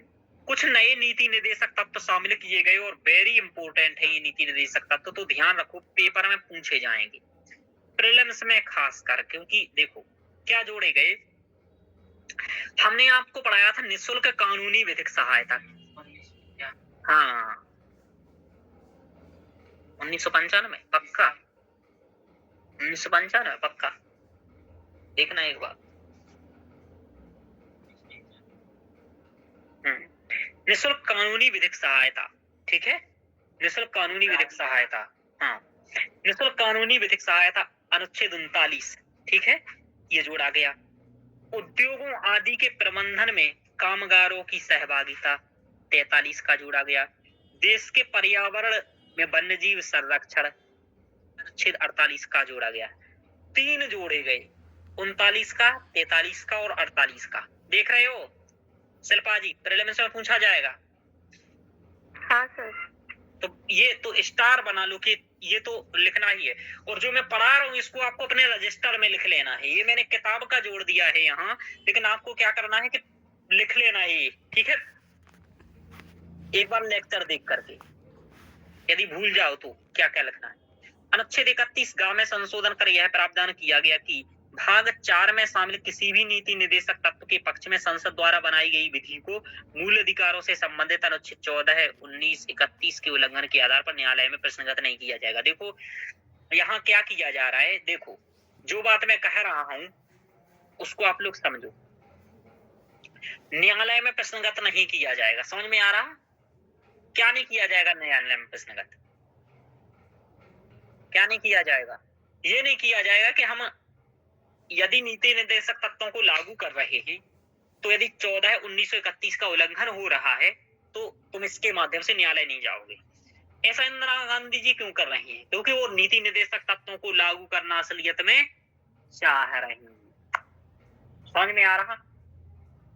और इसके लिए चाह रही हैं, लेकिन उस समय असलियत में लोकतांत्रिक देश की परिस्थितियां नहीं है, लोग उतने समझदार नहीं है कि वो लागू करवाना चाहे। तो इसलिए यहाँ क्या हो रहा, ऐसा हो रहा। लेकिन लोकतंत्र में जन इच्छा महत्वपूर्ण होती है, इसलिए ठीक है, ध्यान रखो। चलिए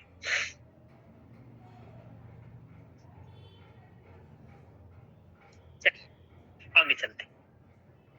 तो ये हम लोगों ने देखा, तो ये समझ में आया कि नहीं आया? ये भी उदाहरण ये थे, नहीं आ रहा समझ में? ये भी एक उदाहरण है कि क्यों न्यायालय की स्वतंत्रता जरूरी है, ठीक है। चलिए, संविधान के भाग 4 के तहत अनुच्छेद 51 को जोड़ा गया। अनुच्छेद 51 का को जोड़ करके नागरिकों के मूल कर्तव्य दिए गए। तो देखो, नागरिकों के मूल कर्तव्य किस संविधान संशोधन के माध्यम से? हाँ, तो याद रखना है कहाँ से लिए गए? सोवियत संघ। सोवियत संघ, हाँ, तो पूर्व सोवियत संघ से लिए गए। पूर्व सोवियत संघ में ही आयरलैंड आता था, ठीक है। चलिए, नहीं सर, नीति निर्देशक तत्व लिए हैं आयरलैंड से। हाँ सॉरी, हाँ सही सही, सच बात बोल रहे हो, डीपीएस के लिए गए हैं। हाँ सर, मूल कर्तव्य हाँ, सोवियत संघ ही है। मूल करते भी यहीं से लिए गए हैं, रूस से लिए गए हैं, हाँ, ठीक है, ध्यान रखो। हाँ सर। आगे चलो। अब देखो, अनुच्छेद 74(1) को संशोधित कर स्पष्ट कर दिया गया कि राष्ट्रपति प्रधानमंत्री की अध्यक्षता वाली मंत्रिपरिषद की सलाह के अनुसार कार्य करेगा। 42वें संविधान। हाँ, तो इसी में जोड़ दिया गया था 74(1) को संशोधित कर स्पष्ट कर दिया गया कि राष्ट्रपति प्रधानमंत्री की अध्यक्षता वाली मंत्रिपरिषद की सलाह के अनुसार कार्य करेगा। बात खत्म। यानी कि जो हम कहेंगे वो तुम करोगे, ऐसा। यानी कि राष्ट्रपति को कमजोर कर दिया गया। कुल मिलाकर के राष्ट्रपति बीच में अड़ंगा डाल देता था, ठीक है, वीटो का उपयोग कर देते थे। तो ऐसे इसलिए राष्ट्रपति को भी यहाँ क्या कर दिया गया, तुम भी शांत बैठो, जो मुझे करना है वो करने दो, ठीक है। चलिए, आपातकाल की स्थिति में लोकसभा तथा राज्य विधानसभाओं की समयावधि को 5 वर्ष से बढ़ाकर के 6 वर्ष कर दिया गया। यानी कि आपातकाल स्थिति में लोकसभा राज्य विधानसभा की जो 5 वर्ष की अवधि थी उसको 6 वर्ष कर दिया गया। देखो, पूरे हथकंडे अपनाए गए यहाँ, देख रहे हो। इसके साथ ही संसद व राज्य विधानसभाओं की संयुक्त बैठक बुलाने से संबंधित आवश्यक गणपूर्ति संबंधी प्रावधान समाप्त कर दिए गए। हाँ, कि मतलब तो संयुक्त बैठक को बुलाने से संबंधित जो गणपूर्ति संबंधी प्रावधान थे कि इतने लोग होंगे तभी हम ये करेंगे, तो ऐसा नहीं, बुला लोगे तो हाँ, जितने लोग आएंगे उतने को देख लेंगे, ऐसा। यानी कि जल्दी से कोई यदि मामला है तो आओ, बैठो, वो काम कर। मतलब बहुत शीघ्रता में काम हो रहा था। अनुच्छेद 257 को संविधान में शामिल कर केंद्र सरकार को यह शक्ति दी गई कि वह विभिन्न राज्यों में जहां केंद्र सरकार को यह शक्ति दी गई कि वह विभिन्न राज्यों में जहां कानून और व्यवस्था से संबंधित गंभीर परिस्थितियां उत्पन्न हो गई हैं वहां सशस्त्र बलों की तैनाती कर सकेगा। हाँ, हाँ, वही कुल मिलाकर के ये कि सशस्त्र बल जहां लागू हो जाते हैं, फिर वहां वही अपना देखते हैं, सिस्टम वही चलाते हैं, राज्य वाली फिर पुलिस हस्तक्षेप नहीं करती है। और चूंकि ये बहुत जरूरी है कि जहां ऐसी हो जाए तो राज्य वाला नहीं करेगा, तो केंद्र के जो सशस्त्र बल हैं तो वो उन्हीं के अनुसार काम करेंगे, ये वाली बात है। क्योंकि सेना ही प्रमुख होती है, तो सेना पर कंट्रोल बहुत ज्यादा जरूरी है, ध्यान रखो। इसमें और क्या हुआ, भाग संविधान में भाग 14 का जोड़ दिया गया, जिसके तहत अनुच्छेद 323 का और 323 खा को जोड़ा गया, जो मैं आपको पढ़ा चुका हूँ। 323 का में क्या था, बताइए शिल्पा जी।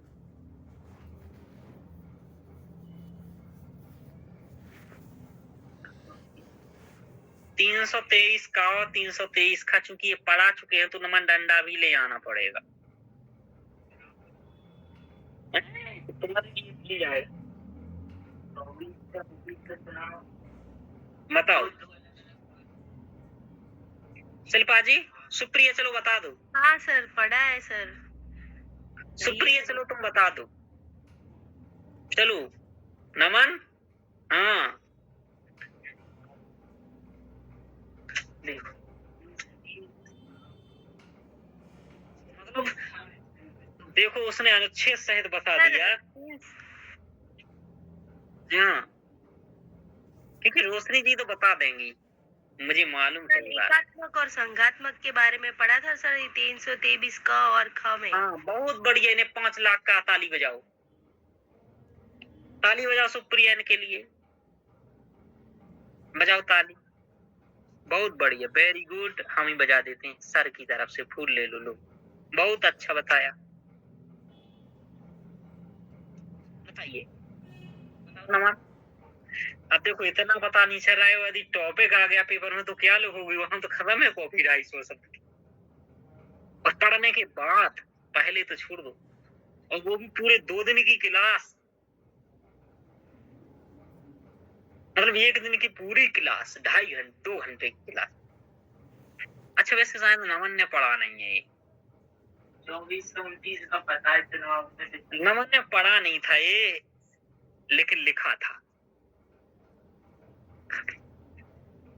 ये है, बताओ रोशनी जी तुम ही बता दो चलो।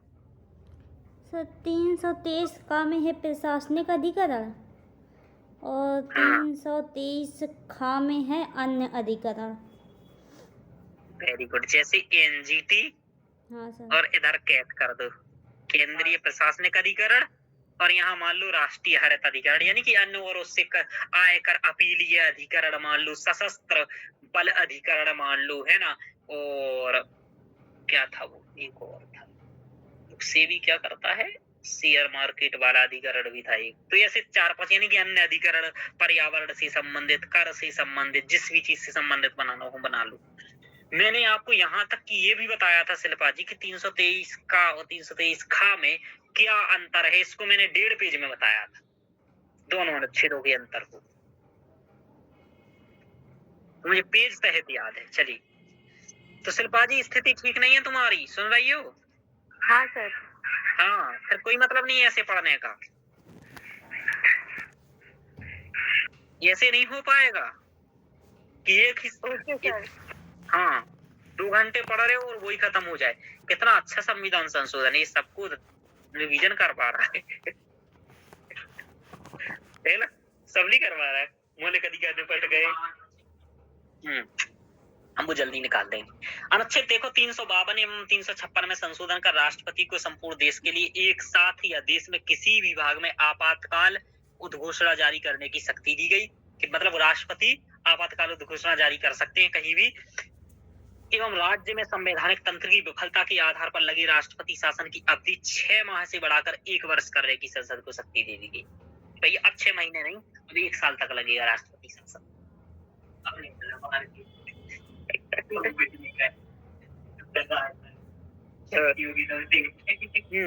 ये तो वही हो रहा है, अपन लोगों ने वो नहीं पढ़ा था, क्या नाम, किरार अधिनियम, किरार अधिनियम में वो कह रहा था, वो जीत नहीं रहा था सुयोधन। नहीं अच्छा बता करके पहले खत्म करवा दिया इनका, फिर अच्छे काम कर रहा है, सिर्फ जेल में डाल दो, फिर अच्छे काम करो जब तक अपने अनुकूल जनता हो जाए। सर हाँ क्लास रिकॉर्डेड भी हो रही है सर। हाँ चलिए, तो 52 और 356 में क्या किया गया सर कि 1 वर्ष तक ये की सब अवधि बढ़ा दी। संशोधन तो सर ये मोरारजी देसाई के समय में हुए थे सर, क्या? ये वाले संशोधन सर। हाँ हाँ जी, हाँ, सही कह रहे हो।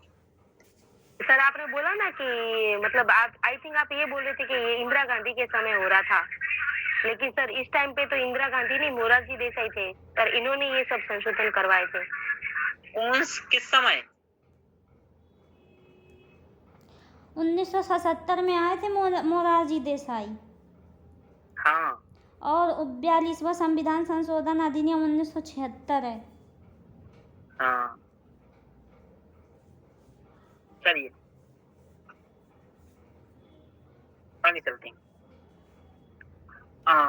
देख लीजिएगा एक बार, तो इससे कौन देख लीजिएगा, है ना ये बात। चलिए, संविधान के अनुच्छेद 368 में 2 नए उपखंड जोड़े गए, 4 और 5 ये मैंने कल आपको पढ़ाए थे, और इसमें संसदीय सर्वोच्चता को सुनिश्चित करने हेतु संसद को शक्ति दी गई, ठीक है ना।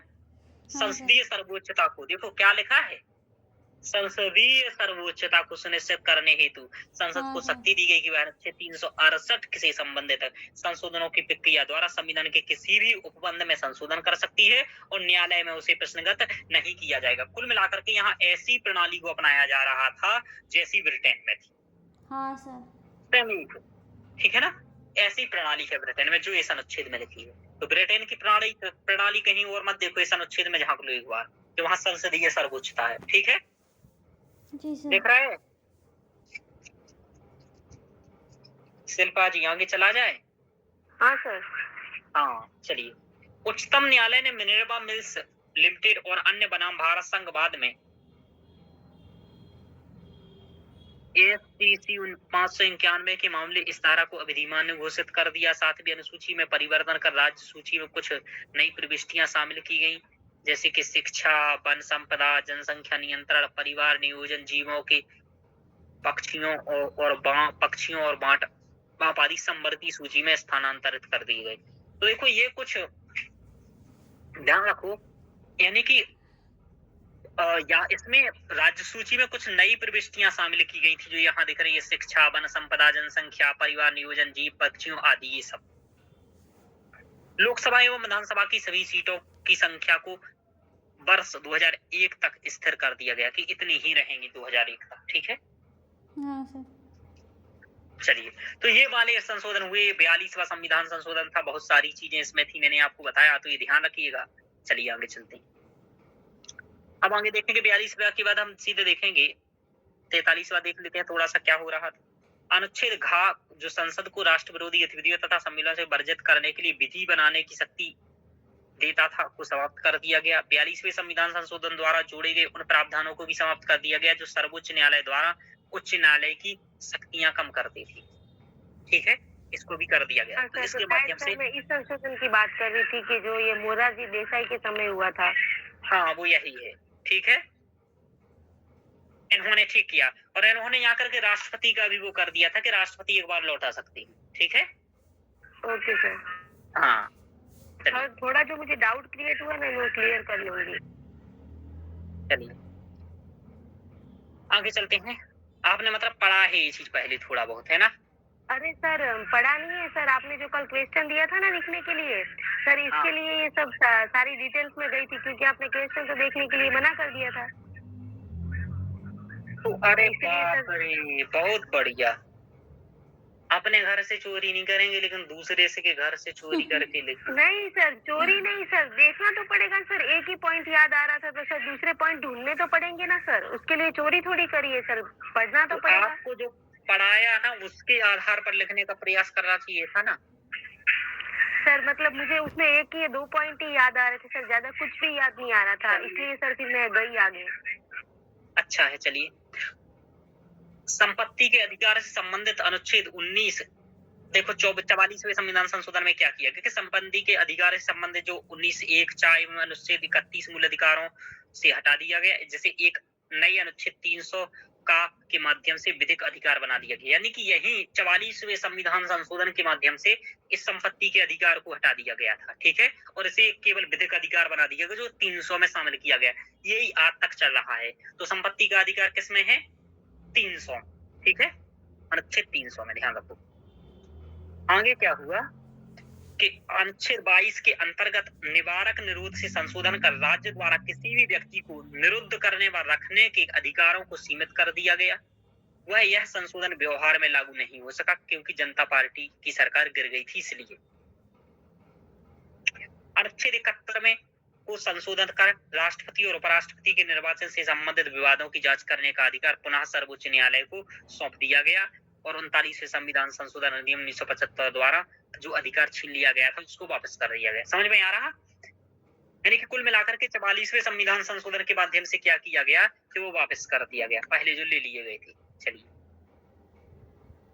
आगे देखते और क्या हुआ।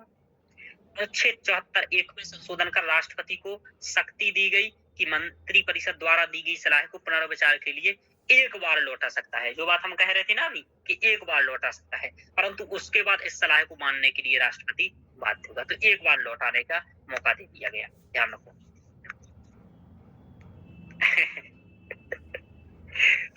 लोकसभा एवं राज्य विधानसभा के कार्यकाल को पुनः 5 वर्ष कर दिया गया। संविधान के अनुच्छेद 252, 356, 358, 359, 360 में उल्लेखित आपात उपबंधों से संबंधित प्रावधानों को में परिवर्तन कर दिया गया। देखो यहाँ परिवर्तन क्या कर दिया गया, ये इंपोर्टेंट है कि अनुच्छेद 352 में राष्ट्रीय आपातकाल की उद्घोषणा के आधार में से आंतरिक अशांति के स्थान पर सशस्त्र विद्रोह कर दिया गया। यानी कि पहले आंतरिक अशांति के आधार पर लगता था, तो अब सशस्त्र विद्रोह शब्द को जोड़ दिया गया कि अब सशस्त्र विद्रोह के आधार पर ही लगेगा। यानी कि जब मारा कूटी हो जाए, हिंसा फैल जाए, तब लगे। अनुच्छेद 359 के आधार पर अनुच्छेद 20 और 21 को निलंबित नहीं किया जा सकेगा। यानी कि कुल मिलाकर के ये जोड़ दिया गया अनुच्छेद 359 में कि यदि राष्ट्रीय आपातकाल लगे, चाहे राष्ट्रपति शासन कुछ भी लगे, समझ में आ रहा, 20 और 21 किसी भी कीमत पर खत्म नहीं होगा, ये कर दिया गया। किसी राज्य में संवैधानिक तंत्र की विफलता की स्थिति में संसद द्वारा अनुच्छेद 356 के तहत एक बार में 6 माह से अधिक के लिए आगे नहीं बढ़ाया जाएगा। जो 1 साल कर दिया गया था ना, वो 6 माह ही कर दिया। यानी कि सब उल्टा कर दिया था वहां, यहाँ सब सीधा कर दिया लगभग चीजें।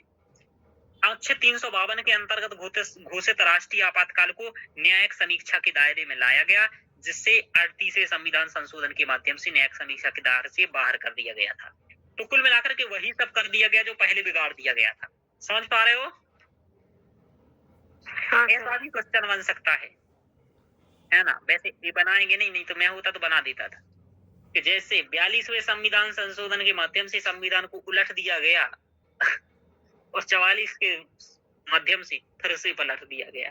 ऐसी भाषा का प्रयोग करेगा नहीं है, लेकिन कर भी सकता है, क्योंकि कॉम्प्रिहेंशन में देखी थी मैंने, भाषा ऐसी करता था। ठीक है, चलिए आगे चलते हैं। 42-46वां संविधान, इसके बाद होने लगा, ये सब कोई इंपोर्टेंट है नहीं, हम देखेंगे।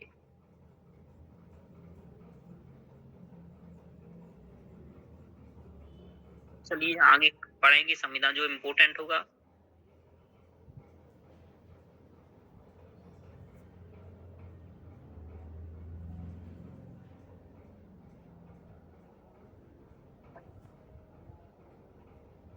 देखो ये इम्पोर्टेंट है। 61वां, अब पढ़ेंगे सीधा 61वां।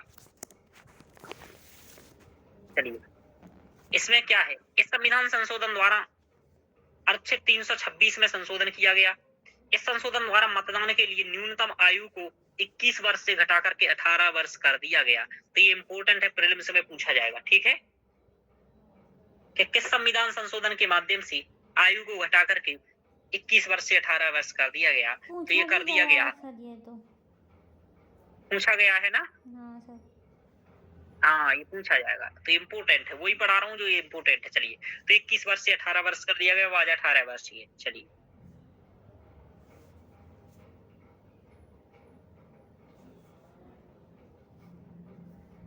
अब पढ़ेंगे हम 69वां, और 69वां से यूपीएससी में क्वेश्चन आ चुका है मेंस में।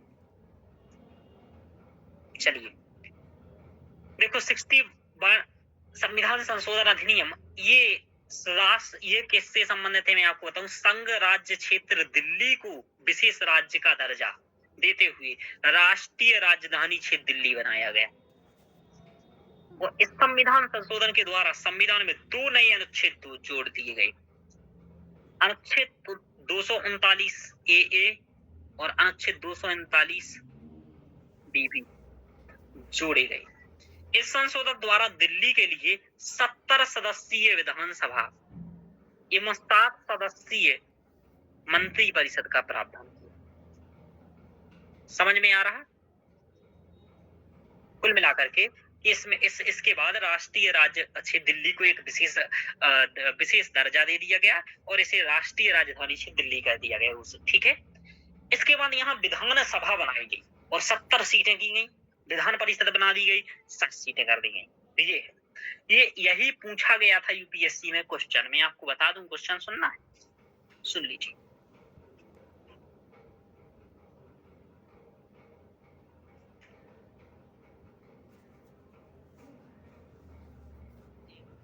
देखो 2016 में क्वेश्चन पूछा था, कह रहा है 69वें संविधान संशोधन अधिनियम के उन अत्यावश्यक तत्वों और विषमताओं जो, यानी कि कह रहा है कि 69वें संविधान संशोधन के जो आवश्यक घटक क्या क्या थी, प्रावधान क्या क्या थी, अभी पढ़ाऊंगा तो क्वेश्चन पहले सुन लो, वही पूछ रहा है। कह रहा है 69वें संविधान संशोधन अधिनियम के उन अत्यावश्यक तत्वों और विषमताओं को यदि कोई हो आपको ऐसा लगता है पर चर्चा कीजिए, जिन्होंने दिल्ली के प्रशासन में निर्वाचित प्रतिनिधियों और उपराज्यपालों के बीच हाल में समाचारों में आए मतभेदों को पैदा कर दिया है।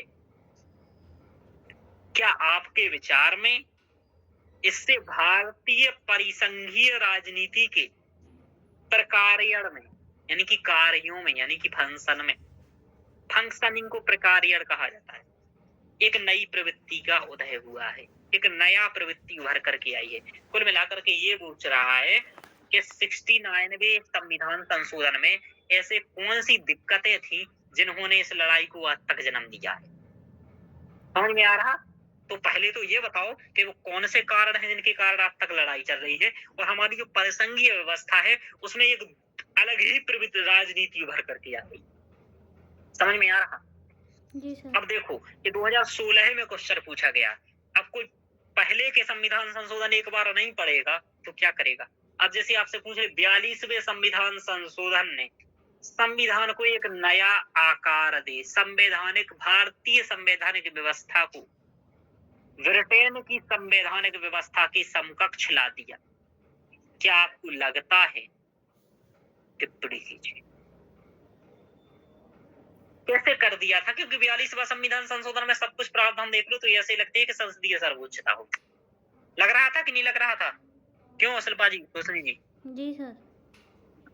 ऐसा लग रहा था। हाँ। तो ऐसा भी क्वेश्चन बन सकता है। इसके लिए संविधान संशोधन पढ़ना बहुत जरूरी है। देखो मैं यहाँ पर थोड़ा डीप पढ़ा रहा हूँ, ऐसा लग सकता है आप लोगों को, लेकिन मजबूरी है कि आप लोगों को यूपीएससी का यही लेवल है, तो 2 बार लेक्चर सुनिएगा यदि जाना दिक्कत हो तो। चलिए अब देखो, अब हम लोगों को ये देखना पड़ेगा कि क्या प्रावधान रहे। तो हाल ही में केंद्र सरकार ने दिल्ली राष्ट्रीय राजधानी राज्य थे शासन अधिनियम 1991 में संशोधन किया, यानी कि एक और फिर अधिनियम लाया गया था, दिल्ली राष्ट्रीय राजधानी क्षेत्र शासन अधिनियम 1951, यानी कि 1991 में संशोधन किए गए। दिल्ली राष्ट्रीय राजधानी क्षेत्र के विधेयक 2021 को दोनों सदनों में पारित किया गया। इसका उद्देश्य दिल्ली में निर्वाचित सरकार और उपराज्यपाल की दायित्वों को अधिक स्पष्ट करना। ऐसा हालांकि ये अधिनियम अपन को पढ़ना नहीं है, क्योंकि इसके बाद वाला इसमें दिया नहीं होगा तो कोई मतलब नहीं होगा। कोई बात नहीं। अब ये मुद्दा यहीं तक आप लोग याद रखो। समझ में आ रहा? जी सर। इतना मुद्दा याद रखो अभी कि 69वें संविधान संशोधन में क्या है, राष्ट्रीय राजधानी दिल्ली को विशेष दर्जा दिया गया, यहीं से 70 सदस्यीय विधानसभा बनाया गया। ठीक है। इसके बाद की सीधी चर्चा जो होगी वो आगे हम पढ़ाएंगे और यहीं से स्टार्ट करेंगे कि दिल्ली का गठन कब हुआ था, अधिनियम के क्या प्रावधान थे, आज दिल्ली और केंद्र सरकार का क्या विवाद है, और वर्तमान में कौन सा नया अधिनियम लाया गया है। ठीक है। क्योंकि यहाँ से एक अलग कथा स्टार्ट हो जाएगी, फिर वो 2 दिन में समाप्त होगी और अभी तक नहीं हुई है। ठीक है, अभी भी लड़ रहे हैं वो। चलिए, तो ये कथा हम बाद में समझाएंगे, लेकिन इतना याद रखना है। चलिए आगे चलते हैं। अब इसके बाद कोई इम्पोर्टेंट है नहीं, आगे बताता हूँ। कौन सा इम्पोर्टेंट दिखी तो हम देख लेंगे। हाँ, ये इम्पोर्टेंट है, लो देख लीजिए। 71वें संविधान संशोधन में 8वीं अनुसूची में 3 नई भाषाएं जोड़ी गई थी, कोंकणी, मणिपुरी और नेपाली। तो कोंकणी, मणिपुरी और नेपाली कब जोड़ी गई? 71वें संविधान संशोधन के माध्यम से। कोई दिक्कत नहीं है। हाँ, ये इम्पोर्टेंट है थोड़ा सा। 73वां संविधान संशोधन अधिनियम किससे संबंधित है? ग्राम हाँ, पंचायत। पंचायती राज। हाँ, ग्राम पंचायत से। 74वां इम्पोर्टेंट है। हाँ सर। और यही नमन उल्टा करके आए थे तुम एमपीपीएस से। सर इम्पोर्टेंट ये कहीं पढ़ा था? 69वां भी था। 42, 43 कौन सा था? 69वां सर, 69। अच्छा, क्या था? वो दिल्ली वाला सर, केंद्र शासित प्रदेश वाला। हाँ, तो बता तो दिया। हाँ सर, बता तो दी। पेपर में क्वेश्चन बताया, इसका मतलब नहीं आया क्या समझ में कि महत्वपूर्ण था? हाँ सर।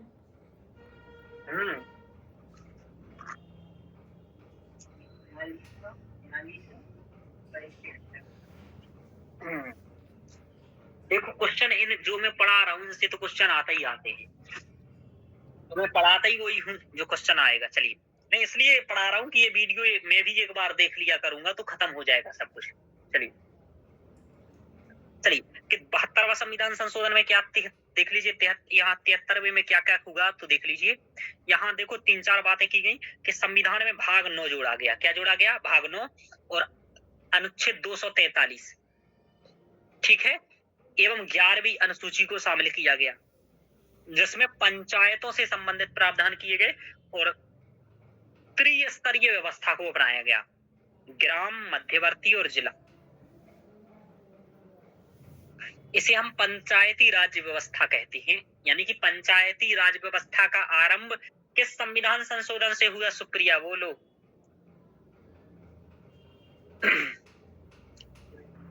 73वें संविधान संशोधन। हाँ, 73वें संविधान संशोधन से हुआ। और इसमें क्या किया गया कि पंचायतों में चुनाव में महिलाओं के लिए कम से कम 1/3 आरक्षण का प्रावधान किया गया, यानी कि 33% का आरक्षण कर दिया गया। और देखो, तो 73वें में किया गया और उसके बाद अभी 106 में कहा किया गया? केंद्र में। ध्यान रखो। तो लास्ट में भी यही पढ़ना है। और क्या किया गया? पंचायती चुनाव में महिलाओं के लिए भी कम से कम 1/3 आरक्षण का प्रावधान किया गया। पंचायतों का वित्त पोषण राज्य की संचित निधि से करने तथा पंचायतों का वित्त अवलोकन करने के लिए राज्य स्तर पर एक वित्त आयोग का गठन करने के लिए प्रावधान किया गया। यानी कि देखो, पंचायतों का वित्त पोषण करने के लिए यही कर दिया गया कि राज्यों की संचित निधि से इनको पैसा जाएगा। दूसरा ये कि इनके वित्त का अवलोकन कौन करेगा? तो राज्य वित्त आयोग करेगा। ठीक है, समझ पा रहे हो? जी सर। लेकिन आपको मैं बताऊं, इनके पास केवल पैसा ही नहीं है और आजकल सब कुछ है। संविधान में 11वीं अनुसूची जोड़ करके 29 ऐसे विषयों का उल्लेख किया गया जिन पर पंचायतों को विशेष अधिकार है। यानी कि 29 विषय भी इन्हें दे दिए गए। समझ में आ रहा कि 29 विषयों से संबंधित ये कानून बना सकते हैं। कानून क्या बना सकते हैं? मतलब नियम बना सकते हैं। समझ पा रहे हो? ध्यान रखो। समझ में आया इतना शिल्पा जी? हाँ सर। हाँ, चलिए, तो देखो 74वां संविधान संशोधन यानी कि पंचायती राज। अब ये 74वां संविधान संशोधन किससे संबंधित है? इसको ध्यान रखो। इसमें 12वीं अनुसूची जोड़ करके किया गया और भाग 9 का जोड़ा गया। ठीक है ना? यहाँ भाग 9 जोड़ा गया था, यहाँ भाग 9 का है, तो ये अंतर रखना है। यहाँ 11वीं अनुसूची थी, यहाँ 12वीं थी। और ये भी 1992 में जोड़ा गया, ये भी 1992 में जोड़ा गया। ध्यान रखिएगा। इसमें नगरीय निकायों के स्वायत्त शासन की इकाइयों के रूप में कार्य करने के लिए किया गया। यानी कि नगरीय प्रशासन के बारे में कहा है 74वां संविधान संशोधन। यही पूछा था, लेकिन नमन ने 73वां लगा दिया था जल्दी जल्दी। ये अति उत्सुक थे वहां। उल्टा दिमाग लग गया। तुम क्योंकि विदिशा के हो ना, गांव के होते तो तुम गांव से विदिशा सोचते। ये व्यक्ति, हाँ, इसमें क्षेत्र की जनसंख्या, स्थानीय शासन हेतु राजस्व के साधन, कृषि से भिन्न नियोजन में लगा जनसंख्या का प्रतिशतता और क्षेत्र के आर्थिक महत्व आदि के आधारों पर निकायों को नगर पंचायत, नगर पालिका और नगर निगम में अंतर किया गया। आप लोगों को ये पता नहीं होगा। देखो, भोपाल क्या है? नगर निगम। लेकिन तुम तो विदिशा नगर पालिका, और पहली बंधन कुछ बनते हैं शुरुआत में नगर पंचायत। तो 3 स्तर है। सबसे छोटा क्या है? नगर पंचायत, फिर है नगर पालिका, और फिर क्या है? नगर निगम। तो ये आधे से अधिक लोगों को मालूम नहीं रहता है, ठीक है? नगर निगम, नगर पालिका, नगर पंचायत। तो नगर पंचायत, नगर पालिका और नगर निगम, ये स्तर है। समझ पा रहे हो? यहाँ भी एक किस आधार पर है? आधार पूछ लेगा यूपीएससी प्रीलिम्स में, तो आधार देख लो, क्योंकि यूपीएससी प्रीलिम्स बहुत खतरनाक हो रहा है। देखो, ये स्थानीय शासन हेतु राजस्व के क्या साधन है, ठीक है? इसके आधार पर कृषि से भिन्न नियोजन में लगी जनसंख्या का प्रतिशत क्या है, यानी कि कृषि में लगे हैं तो फिर भाई वो पंचायत के आदमी, यानी कि जैसे जो कृषि में ना लग करके उद्योगों में लगे हैं तो वो ज्यादा, उद्योगों में कितने व्यक्ति लगे हैं उसमें, इसके आधार पर, है ना, प्रतिशतता और क्षेत्र के आर्थिक महत्व आदि के आधार पर ये काम किया जाता है, और जनसंख्या के आधार पर, ठीक है ना, कितनी जनसंख्या है, कैसे लोग कहाँ काम कर रहे हैं, ठीक है ना, राजस्व के साधन क्या है, कृषि से आ रहे हैं, औद्योगिक से, ये सभी चीजें देख करके क्या किया जाता है, इनमें वर्गीकरण कर दिया जाता है, ठीक है ना? समझ में आया? हाँ सर। हाँ, तो ये भी बात ध्यान रखना आप। तो संविधान में 12वीं अनुसूची जोड़ करके 18 ऐसे विषयों को शामिल किया गया जिनके बारे में नगर निकायों को विशेष उत्तरदायित्व दिए गए। ये विषय याद रखना है। 29 विषय किसे दिए गए? नगर पंचायत को, यानी पंचायती राज्य को, है ना, और नगरीय निकायों को कितने? 18 विषय दिए गए। ये इंपॉर्टेंट है, ये विषय कल मैं पूछूंगा आप लोगों से, आगे पढ़ाऊंगा। ये भी मैं पढ़ाऊंगा संघवाद के बाद वाली यूनिट में, यानी कि संघवाद जब पढ़ाऊंगा ना, तो पहले संघवाद पढ़ाऊंगा जिसमें केंद्र और राज्य पढ़ाऊंगा, और उसके बाद फिर हमें ये पढ़ाएंगे आपको क्या? राज्य सर, ये पंचायती राज्य और नगर पालिका। चलिए, अच्छा रहा कम से कम ये संविधान संशोधन पढ़ लिए, तो आप लोगों को पहले मालूम चल गया कि अगली वाली यूनिट में क्या होना है। चला कि नहीं चला? चलिए, हाँ सर। अब आगे क्या होना है आपको मालूम चल गया। चलिए, अब देखो 76वें संविधान संशोधन में क्या किया गया, तो इसमें कुछ नहीं किया गया। तमिलनाडु राज्य में पिछड़े वर्गों के लिए शिक्षण संस्थानों में 69% आरक्षण किया गया था, और इसी के मैं बार बार आप लोगों को उदाहरण दे रहा था। 76वां संविधान संशोधन, समझ रहे हो? पढ़ा आप लोगों ने? ये सुना इसके बारे में? जब मैंने बताया था कोखे पोसा और ये, तो ये दे दिया गया, इसको बाद में क्या किया गया था? हटा दिया गया था, ध्यान रखना। चलिए आगे चलते हैं। 86वां संविधान संशोधन अब इम्पोर्टेंट है जहां तक।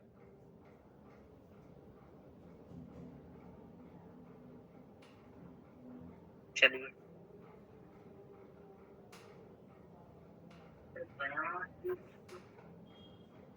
अब पढ़ेंगे हम लोग 86वें संविधान संशोधन में क्या किया गया, ये बहुत इंपॉर्टेंट, थोड़ा सा इंपॉर्टेंट है। प्राथमिक शिक्षा के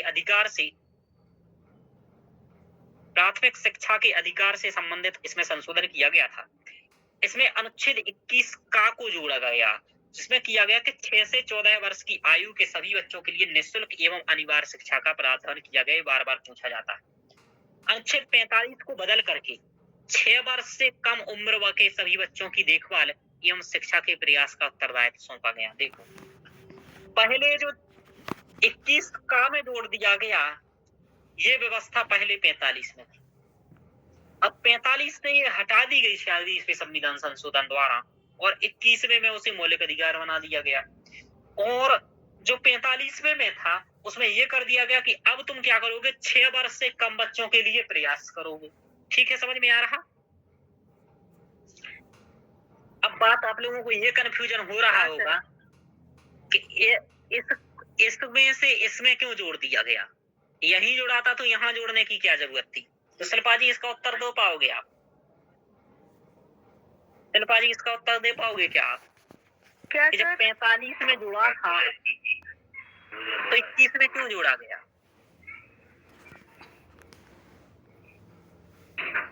नहीं तो फिर रोशनी जी तो दे ही देंगी। क्या सर? बताइए, यदि अनुच्छेद 45 में यह प्रावधान था कि 14 वर्ष 6 से 14 वर्ष की, चलिए रहने दीजिए। रोशनी जी आप बताइए ऐसा क्यों किया गया? सर अनुच्छेद 45 जो है वो राज्य का मतलब कर्तव्य है, नीति निर्देशकत्व में था, ये आवश्यक नहीं था कि वो दे ही शिक्षा। लेकिन अनुच्छेद 21A में जब ये जोड़ा गया तो ये फंडामेंटल राइट यानी कि मौलिक अधिकार, तो ये आवश्यक है कि शिक्षा तुमको मतलब मौलिक अधिकार है, शिक्षा देनी ही होगी बच्चों को, 6 से 14 वर्ष के बच्चों को। वेरी गुड, समझ में आ गया होगा आप लोगों को क्यों जोड़ा गया।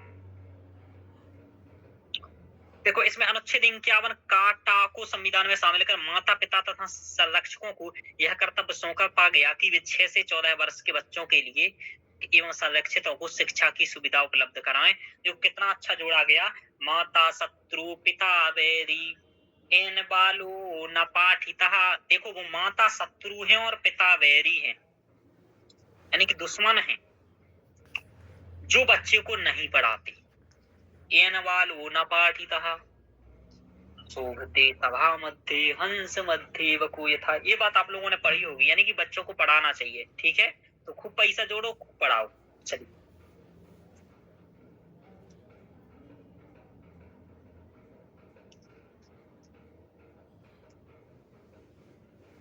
आगे चलते। अब इसके बाद देखो 88वां संविधान संशोधन इम्पोर्टेंट नहीं है, 90वां नहीं है, 91वां में क्या है देख लीजिए, कोई मतलब नहीं है, आगे चलो, ज्यादा इम्पोर्टेंट नहीं है, उनको मैं पढ़ा नहीं रहा हूँ। ठीक है सर शायद 91 में कुछ है थोड़ा सा इम्पोर्टेंट, कंफर्म नहीं है सर इस बात। चलिए आगे चलते हैं, 92वां संविधान संशोधन पढ़ेंगे। जी सर, इसको देख लीजिए, एपीडीएफ आपके पास है, एक बार आप लोग क्या करिएगा, जिसको पढ़ना है वो स्वयं से भी पढ़ लीजिएगा, है ना चीजें। जी सर। कुछ संविधान संशोधन संविधान के, हाँ एक बार मतलब जो आपको लग रहा है, जो मैं नहीं पढ़ा रहा हूँ वो आप पढ़ सकते हैं एक बार यदि आपको कुछ लगे तो, बाकी कोई जरूरत नहीं है, जो मैं पढ़ा रहा हूँ इतना पर्याप्त है। चलिए 92वां संविधान संशोधन के माध्यम से क्या किया गया, संविधान की 8वीं अनुसूची में 4 भाषाएं जोड़ी गई, बोडो डोगरी मैथिली संथाली। ठीक है, इस प्रकार 8वीं अनुसूची में 22 भाषाएं हो गई जो कि अब तक है। ठीक है, हाँ सर। तो अभी क्या है, लास्ट में क्या जोड़ी गई ये पूछा जाता है, कि 2003 में जोड़ी गई 92वें संविधान संशोधन के माध्यम से। चलिए हाँ ये भी इम्पोर्टेंट है, 93वें संविधान संशोधन में अनुच्छेद 15 में खंड 5 जोड़ करके शामिल कर यह व्यवस्था की गई कि सामाजिक एवं शैक्षिक दृष्टि से पिछड़े वर्गों के लिए, अनुसूचित जाति जनजातियों की उन्नति के लिए शैक्षणिक संस्थानों यानी कि निजी संस्थाओं में भी प्रवेश के लिए विशेष उपबंध कर सकता है राज्य। तो ऐसा कर दिया गया, यानी कि शिक्षण संस्थानों में भी नए आरक्षण की व्यवस्था कर दी गई। चलिए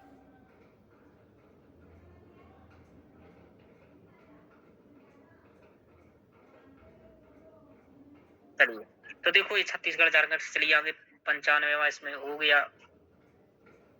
हाँ ये इम्पोर्टेंट है, चलिए ये इम्पोर्टेंट है, ये देख लेते हैं। ठीक है, 97वां संविधान संशोधन, इस संशोधन के माध्यम से सहकारी समितियों को एक संवैधानिक स्थान दे दिया गया है, क्योंकि आपको ये पेपर में बार बार पूछा जाएगा, सहकारी संघवाद पढ़ते हो, सहकारी समितियां बनाना है ना, तो इसको सहकारी समिति बनाने का जो 19 के अंतर्गत एक 19 गा के अंतर्गत एक मौलिक अधिकार है। देखो तो इसको क्या कह दिया गया, संवैधानिक संरक्षण प्रदान किया गया, यानी कि संरक्षण द्वारा संविधान में निम्नलिखित 3 बदलाव कर दिए गए, ये कि संघ का सहकारी समिति बनाने का अधिकार एक मौलिक अधिकार है। ठीक है, दूसरा क्या किया गया, देखो दूसरा राज्य के नीति निर्देशक तत्व में सहकारी समिति को बढ़ावा देने का एक नया नीति निर्देशक तत्व समावेश किया गया, यानी कि 43 खा जोड़ा गया सहकारी समितियों को बढ़ावा देने के लिए। इसके अलावा सहकारी समिति नाम से एक नया भाग जोड़ दिया गया, भाग 9 खा संविधान में जोड़ दिया गया, तो ये जोड़ा गया। यानी कि सहकारी समिति बनाना यानी कि मिलजुल करके समिति बना करके आगे बढ़ने का जो प्रयास है, इसको ये इम्पोर्टेंट है 97वां संविधान संशोधन। ठीक है, चलिए, तो ये संविधान संशोधन किए गए। अब देखो 97वां संविधान संशोधन क्या किया गया, तो ये आपको मालूम है। चलिए, ये देखो एक नया निर्णय है, तो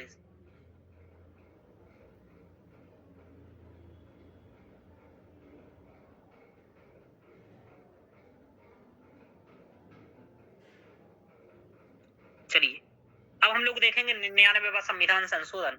और 99वें संविधान संशोधन के बारे में हम पहले भी बता चुके हैं कि सर्वोच्च न्यायालय और उच्च न्यायालयों में न्यायाधीशों की नियुक्ति के लिए कॉलेजियम प्रणाली के स्थान पर राष्ट्रीय न्यायिक नियुक्ति आयोग की स्थापना का प्रावधान किया गया था। तो ये लेकिन इस राष्ट्रीय न्यायिक नियुक्ति आयोग को वर्ष 2015 में सर्वोच्च न्यायालय ने असंवैधानिक और रद्द घोषित कर दिया, क्योंकि ये न्यायालय की स्वतंत्रता को कम कर रहा था।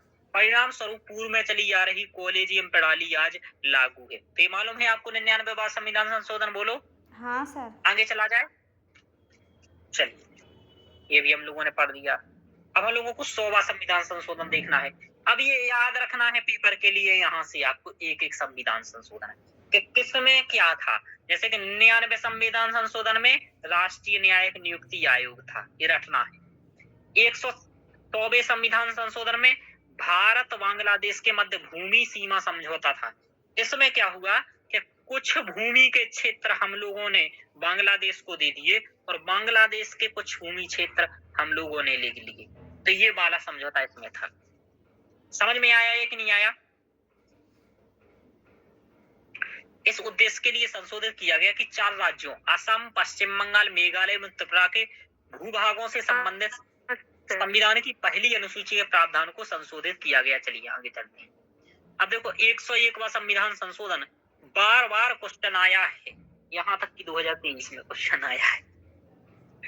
2023 में क्या क्वेश्चन आया है मैं आपको बता देता हूँ, तो थोड़ा सा याद रखो।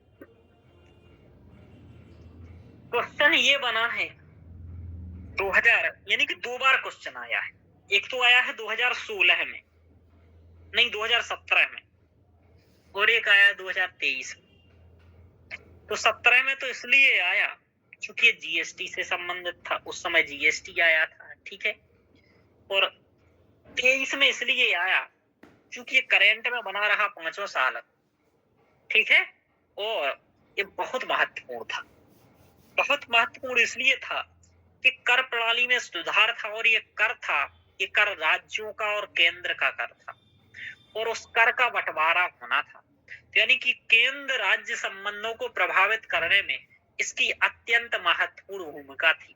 और जब कोई भी ऐसा कार्य किया जाए जो केंद्र और राज्य को प्रभावित करे, तो आप जान लीजिए उस साल वो संघवाद के मुद्दे में आना है। यदि उस साल नहीं तो अगले साल आ जाएगा। तो इसलिए ये आया है। तो क्वेश्चन क्या आया है मैं आपको बता देता हूँ। दोनों क्वेश्चन सुनिए बहुत प्यार से, फिर आगे मैं ये संविधान संशोधन पढ़ाऊंगा। क्वेश्चन ये है कि संविधान के 101वें संशोधन अधिनियम 2016 के प्रमुख अभिलक्षणों को समझाइए। मतलब क्या क्या प्रावधान थे वो बताइए। क्या आप समझते हैं कि यह करों के सोपानिक प्रभाव को समाप्त करने और माल तथा सेवाओं के लिए साझा राष्ट्रीय बाजार उपलब्ध कराने में काफी प्रभावकारी है? कुल मिलाकर के ये कि जो कुछ समस्याएं थी कर प्रणाली में, ठीक है ना, उस समस्याओं को समाधान करने में क्या ये सक्षम है? दूसरा ये तो पहला पॉइंट ये हुआ। पहला पॉइंट तो इसमें यह था कि क्या क्या प्रावधान है इसमें, ठीक है। दूसरा ये जो प्रावधान है, क्या वे प्रावधान समस्याओं को समाप्त कर सकते। तीसरा पक्ष ये था कि क्या ये वस्तु और सेवाओं के लिए राष्ट्रीय बाजार उपलब्ध करवाएगा। ये 3 डायमेंशंस थी, इसलिए 250 शब्द में था। और जो क्वेश्चन लगभग 250 शब्द में होता है उसके 3 ही डायमेंशंस होते हैं, समझ पा रहे हो अधिकतर। चलिए ओके सर। अच्छा, अब देखो 2023 में क्या क्वेश्चन बना। 101वें संविधान संशोधन अधिनियम का महत्व समझाइए। यानी कि क्या महत्व रहा, यानी कि कुल मिलाकर के कि जिस लिए ये कानून लाया गया था, यानी कि करों की सोपानिक प्रभाव को समाप्त करने के लिए, तो क्या वो कर पाया? समझ में आ रहा? ये पूछ रहा है। देखो उसी क्वेश्चन को विस्तारीकरण करके पूछ रहा है। हमें लगता है जिसने बनाया उसने पहले 17 का देखा होगा, फिर उसी को बदल के उसने अभी पूछ लिया। यह किस हद तक संघवाद की समावेशी भावना को दिखाता है? इस संघवाद के समावेशी भावना यानी कि संघ के साथ साथ राज्यों का विकास हो कर के मामले में, यानी कि करों के मामले में केंद्र का आय बढ़े तो बड़े, राज्यों का भी बढ़े, इसको कहते हैं समावेशी संघवाद। समझ में आ रहा? कर के संदर्भ में मैं बता रहा हूँ, समझ पा रहे हो?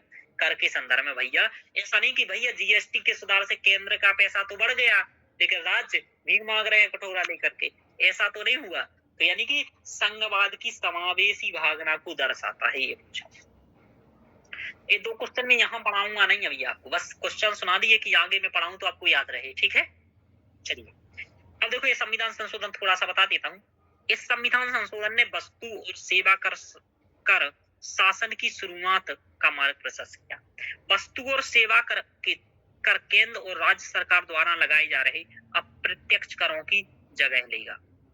तो देखो पहली बात ये प्रत्यक्ष कर सुधार ना हो करके कौन से कर सुधार हैं बोलो, कौन से हैं रोशनी जी? अप्रत्यक्ष कर बोलते जाओ। हाँ, अप्रत्यक्ष कर सुधार हैं। दूसरा, ये केवल केंद्र के नहीं है, राज्य सरकार के भी हैं। तो वस्तु और सेवा कर केंद्र और राज्य सरकार द्वारा लगाए जा रहे अप्रत्यक्ष करों की जगह लेगा। यानी कि जो अप्रत्यक्ष कर लिए जाते हैं उन सबको हटा करके ये लग जाएगा एक कर। इसके द्वारा करों के कास्केडिंग इफेक्ट होता है, वो हटाने और वस्तुओं और सेवाओं के एक सामान्य राष्ट्रीय बाजार प्रदान करेगा। देखो कास्केडिंग इफेक्ट का मतलब ऐसा समझ सकते हैं आपके दोहरा कर। क्या? दोहरा कर, दोहरा कर। अच्छा ये बताओ, हाँ अभी नहीं, ये क्वेश्चन बाद में पूछूंगा। चलिए, राज्य सरकार कर लगा सकती है, केंद्र सरकार कर लगा सकती है, समझ में आ रहा? ध्यान रखो। चलिए, तो सेवाओं के लिए सामान्य राष्ट्रीय बाजार प्रदान करना था, तो ये है, ये आपको समझ में आ गया। कास्केडिंग इफेक्ट का मतलब दोहरा कर, ठीक है, ना लगे, इसको समाप्त करना। कई मामलों में दोहरा कर लग रहा था इसलिए। चलिए, संविधान के अनुच्छेद 246 के बाद निम्नलिखित अनुच्छेद अंतः स्थापित किए गए, यानी कि और ये वाले अनुच्छेद जोड़े गए। अनुच्छेद 246 का अनुच्छेद 246 और 254 में निहित किसी भी बात के होते हुए भी संसद और खंड के अधीन प्रत्येक राज्य के विधानमंडल को संघ द्वारा उसके द्वारा लगाई गई माल और सेवा कर के संबंध में कानून बनाने की शक्ति है। यानी कि संघ को शक्ति दे दी गई माल और सेवा कर के कानून बनाने से संबंधित।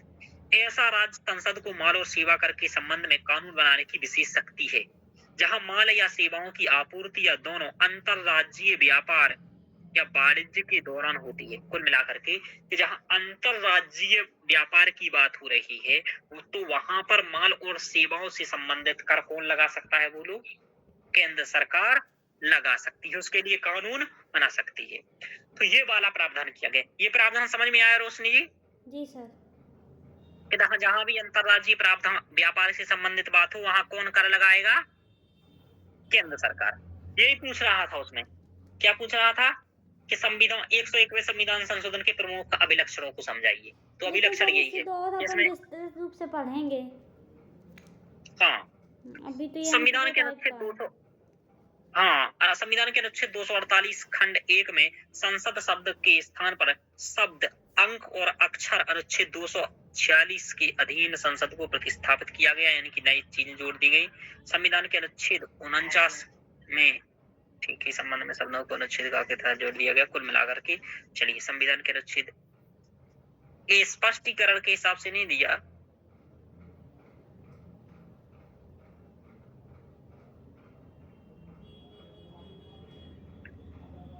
चलिए इसको मैं बाद में ही समझाऊंगा, इसमें स्पष्ट नहीं है, थोड़ी सी भाषा जटिल टाइप, मतलब अलग ही टाइप की है जो आपको समझ में नहीं आएगी। चलिए, तो कुल मिलाकर के जीएसटी वाला मामला हो गया। अब जीएसटी मामले को यहाँ हम लोग उखाड़ेंगे नहीं, क्योंकि ये बहुत बड़ा मामला है और किताब ठीक से कुछ भी लिखी नहीं है, यही किताबों की दिक्कत होती है। समझ में आ रहा? चलिए, तो इसको हम लोगों को अभी इतना मालूम चला कि जीएसटी के संबंध में क्या क्या है, इसके बारे में आपको संघवाद में पढ़ाऊंगा, ठीक है, कि क्या संघवाद का रहा। ये वहां आपको पढ़ाऊंगा जीएसटी परिषद। क्या पढ़ाऊंगा बोलो? जीएसटी परिषद। और जीएसटी परिषद का अनुच्छेद क्या है? 269A। इसके बारे में पढ़ाऊंगा और बताऊंगा कि जीएसटी परिषद कैसे संघीय भावना को प्रदर्शित करती है और क्या इसकी विशेषताएं हैं। ये बार बार क्वेश्चन आया तो वहां मैं ये आपको संघवाद में ये भी पढ़ाऊंगा। चलिए, तो आपको ये मालूम चला 100वां संविधान संशोधन भारत बांग्लादेश भूमि किससे संबंधित है। 99वां संविधान संशोधन राष्ट्रीय न्यायिक नियुक्ति आयोग से संबंधित है। 101वां संविधान संशोधन जीएसटी से संबंधित है। अब देखो 102वां संविधान संशोधन किससे संबंधित है, ध्यान रखो। 102वां संविधान संशोधन, ये बात मैं पूछूंगा सुप्रिया आपसे और नमन तुमसे, तो वो डंडा तैयार रखे रहेगा आप आगे, ये मैंने अधिसूचित कर दिया। चलो, कुछ लाभ तो मिले हमें पढ़ाने का, हाँ मारेंगे हम सबको।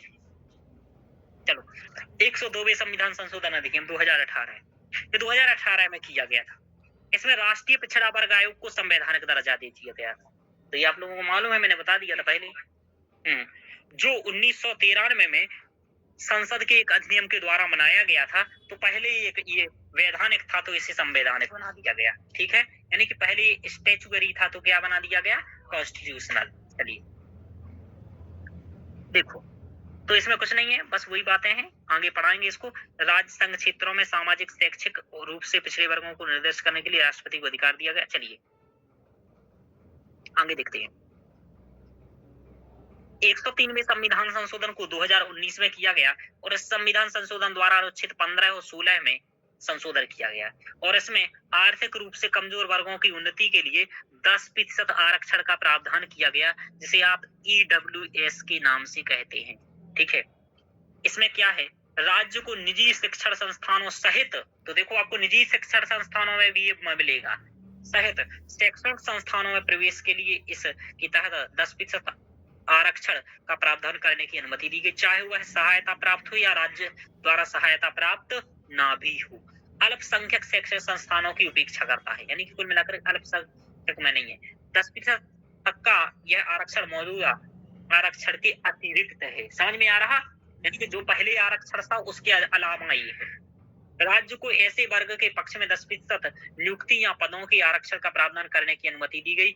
10% तक यह आरक्षण मौजूदा आरक्षण के अतिरिक्त होगा, तो ये प्रावधान किया गया। यानी कि 103वां संविधान संशोधन किससे संबंधित है, EWS से संबंधित है।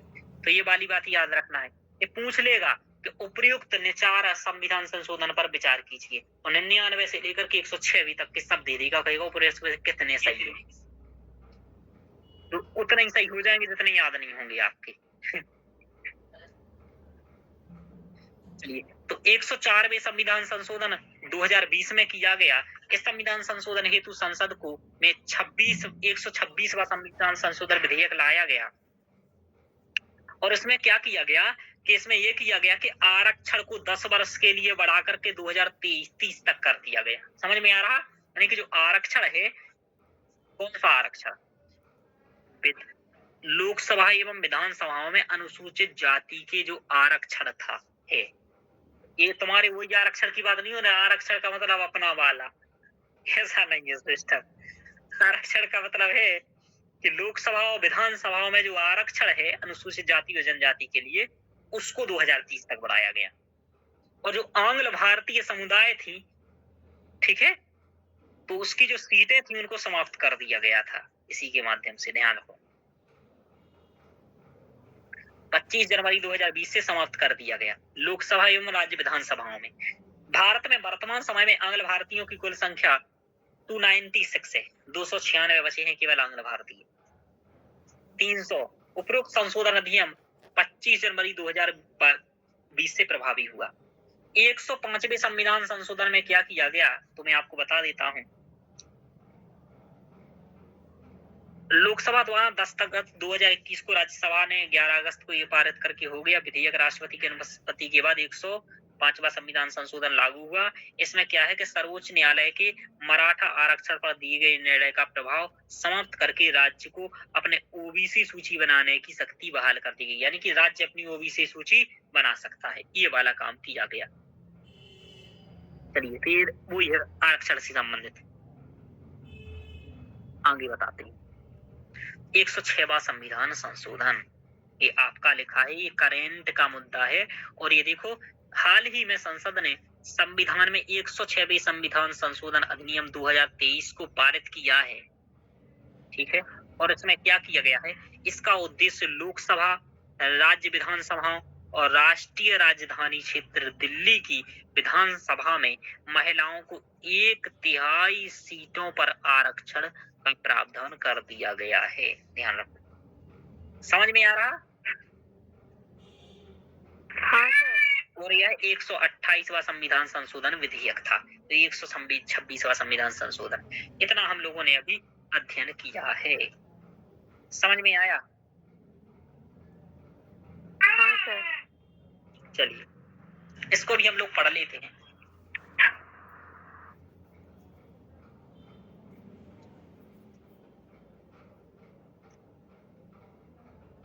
जिससे कि आज ये वाला समाप्त हो जाए, तो कल से हम लोग नया स्टार्ट कर सकें। समझ पा रहे हो?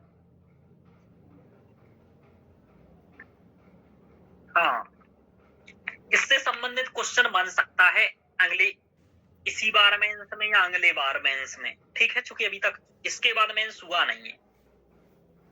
चलिए देखो, पहली बात ये है कि महिलाओं के सशक्तिकरण के लिए लाया गया है, और इसका नाम रट लो, पहले बार बार यूज करना होता है, नारी शक्ति बंधन अधिनियम। क्या नाम है बोलो? नारी शक्ति बंधन अधिनियम। नारी शक्ति बंधन अधिनियम।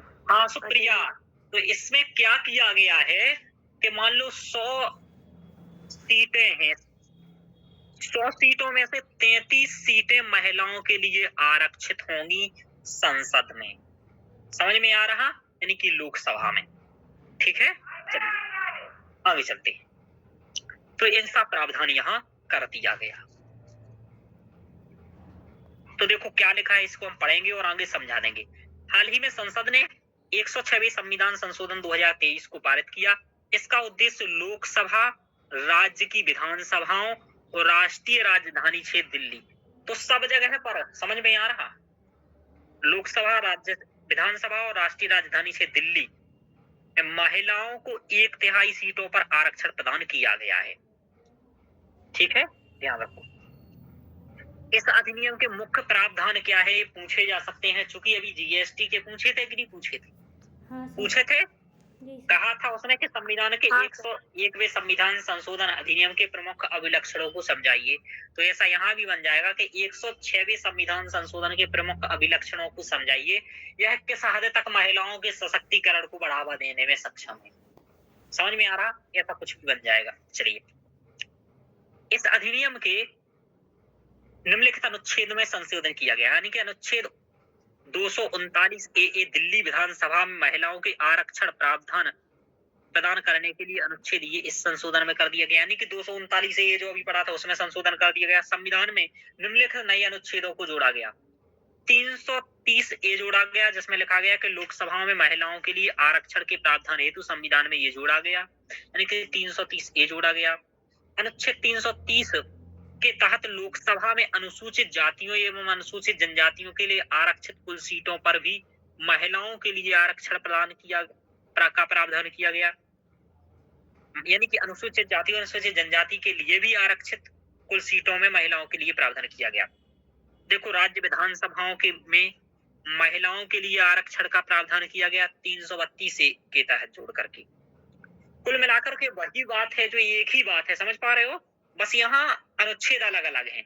जैसे दिल्ली के लिए अलग अनुच्छेद है, ठीक है, लोकसभा के लिए अलग अनुच्छेद है, राज्य विधानसभाओं के लिए अलग अनुच्छेद है, ये किया गया, ठीक है।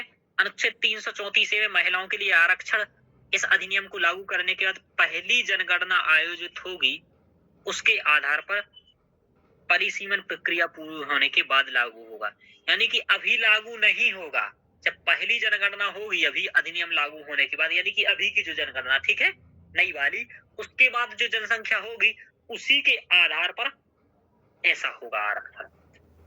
इसमें सूर्यास्त खंड यानी महिलाओं के लिए सीटों के आरक्षण की अवधि इस आरक्षण कानून के लागू होने की तारीख से 15 वर्षों तक जारी रहेगी, यानी कि 15 वर्षों तक जारी रहेगी और फिर आगे चाहे तो और इसको आगे बढ़ा सकते हैं। समझ में आ रहा?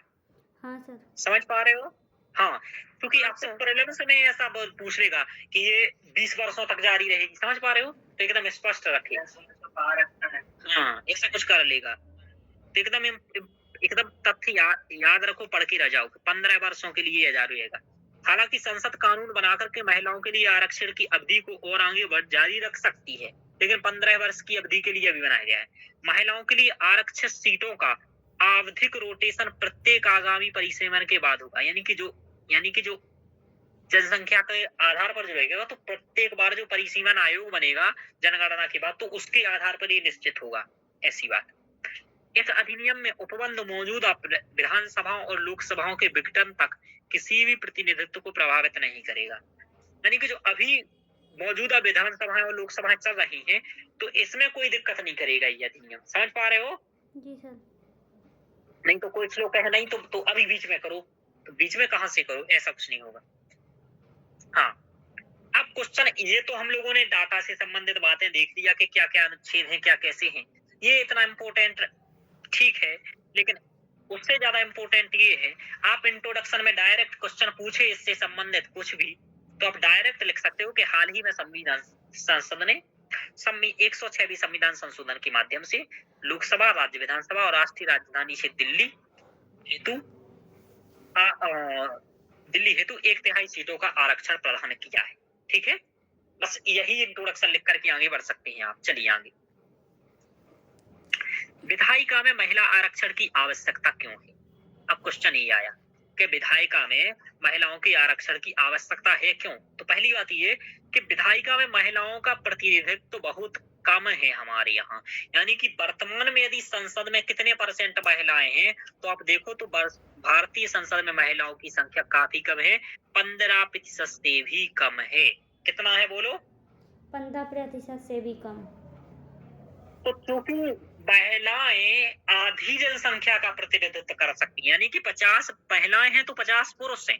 ठीक है, तो इसलिए इन्हें, चूंकि विधायिका में महिलाओं की कम संख्या है, इसलिए यहाँ आरक्षण की प्रावधान की आवश्यकता है, और वर्तमान में 15% से भी कम है। हालांकि यहाँ अब तक का राज्य विधानसभाओं में महिला विधायकों का औसत प्रतिनिधित्व क्या रखिए, तो राज्य विधानसभाओं में कितना है? 8%। कितना है? 8%।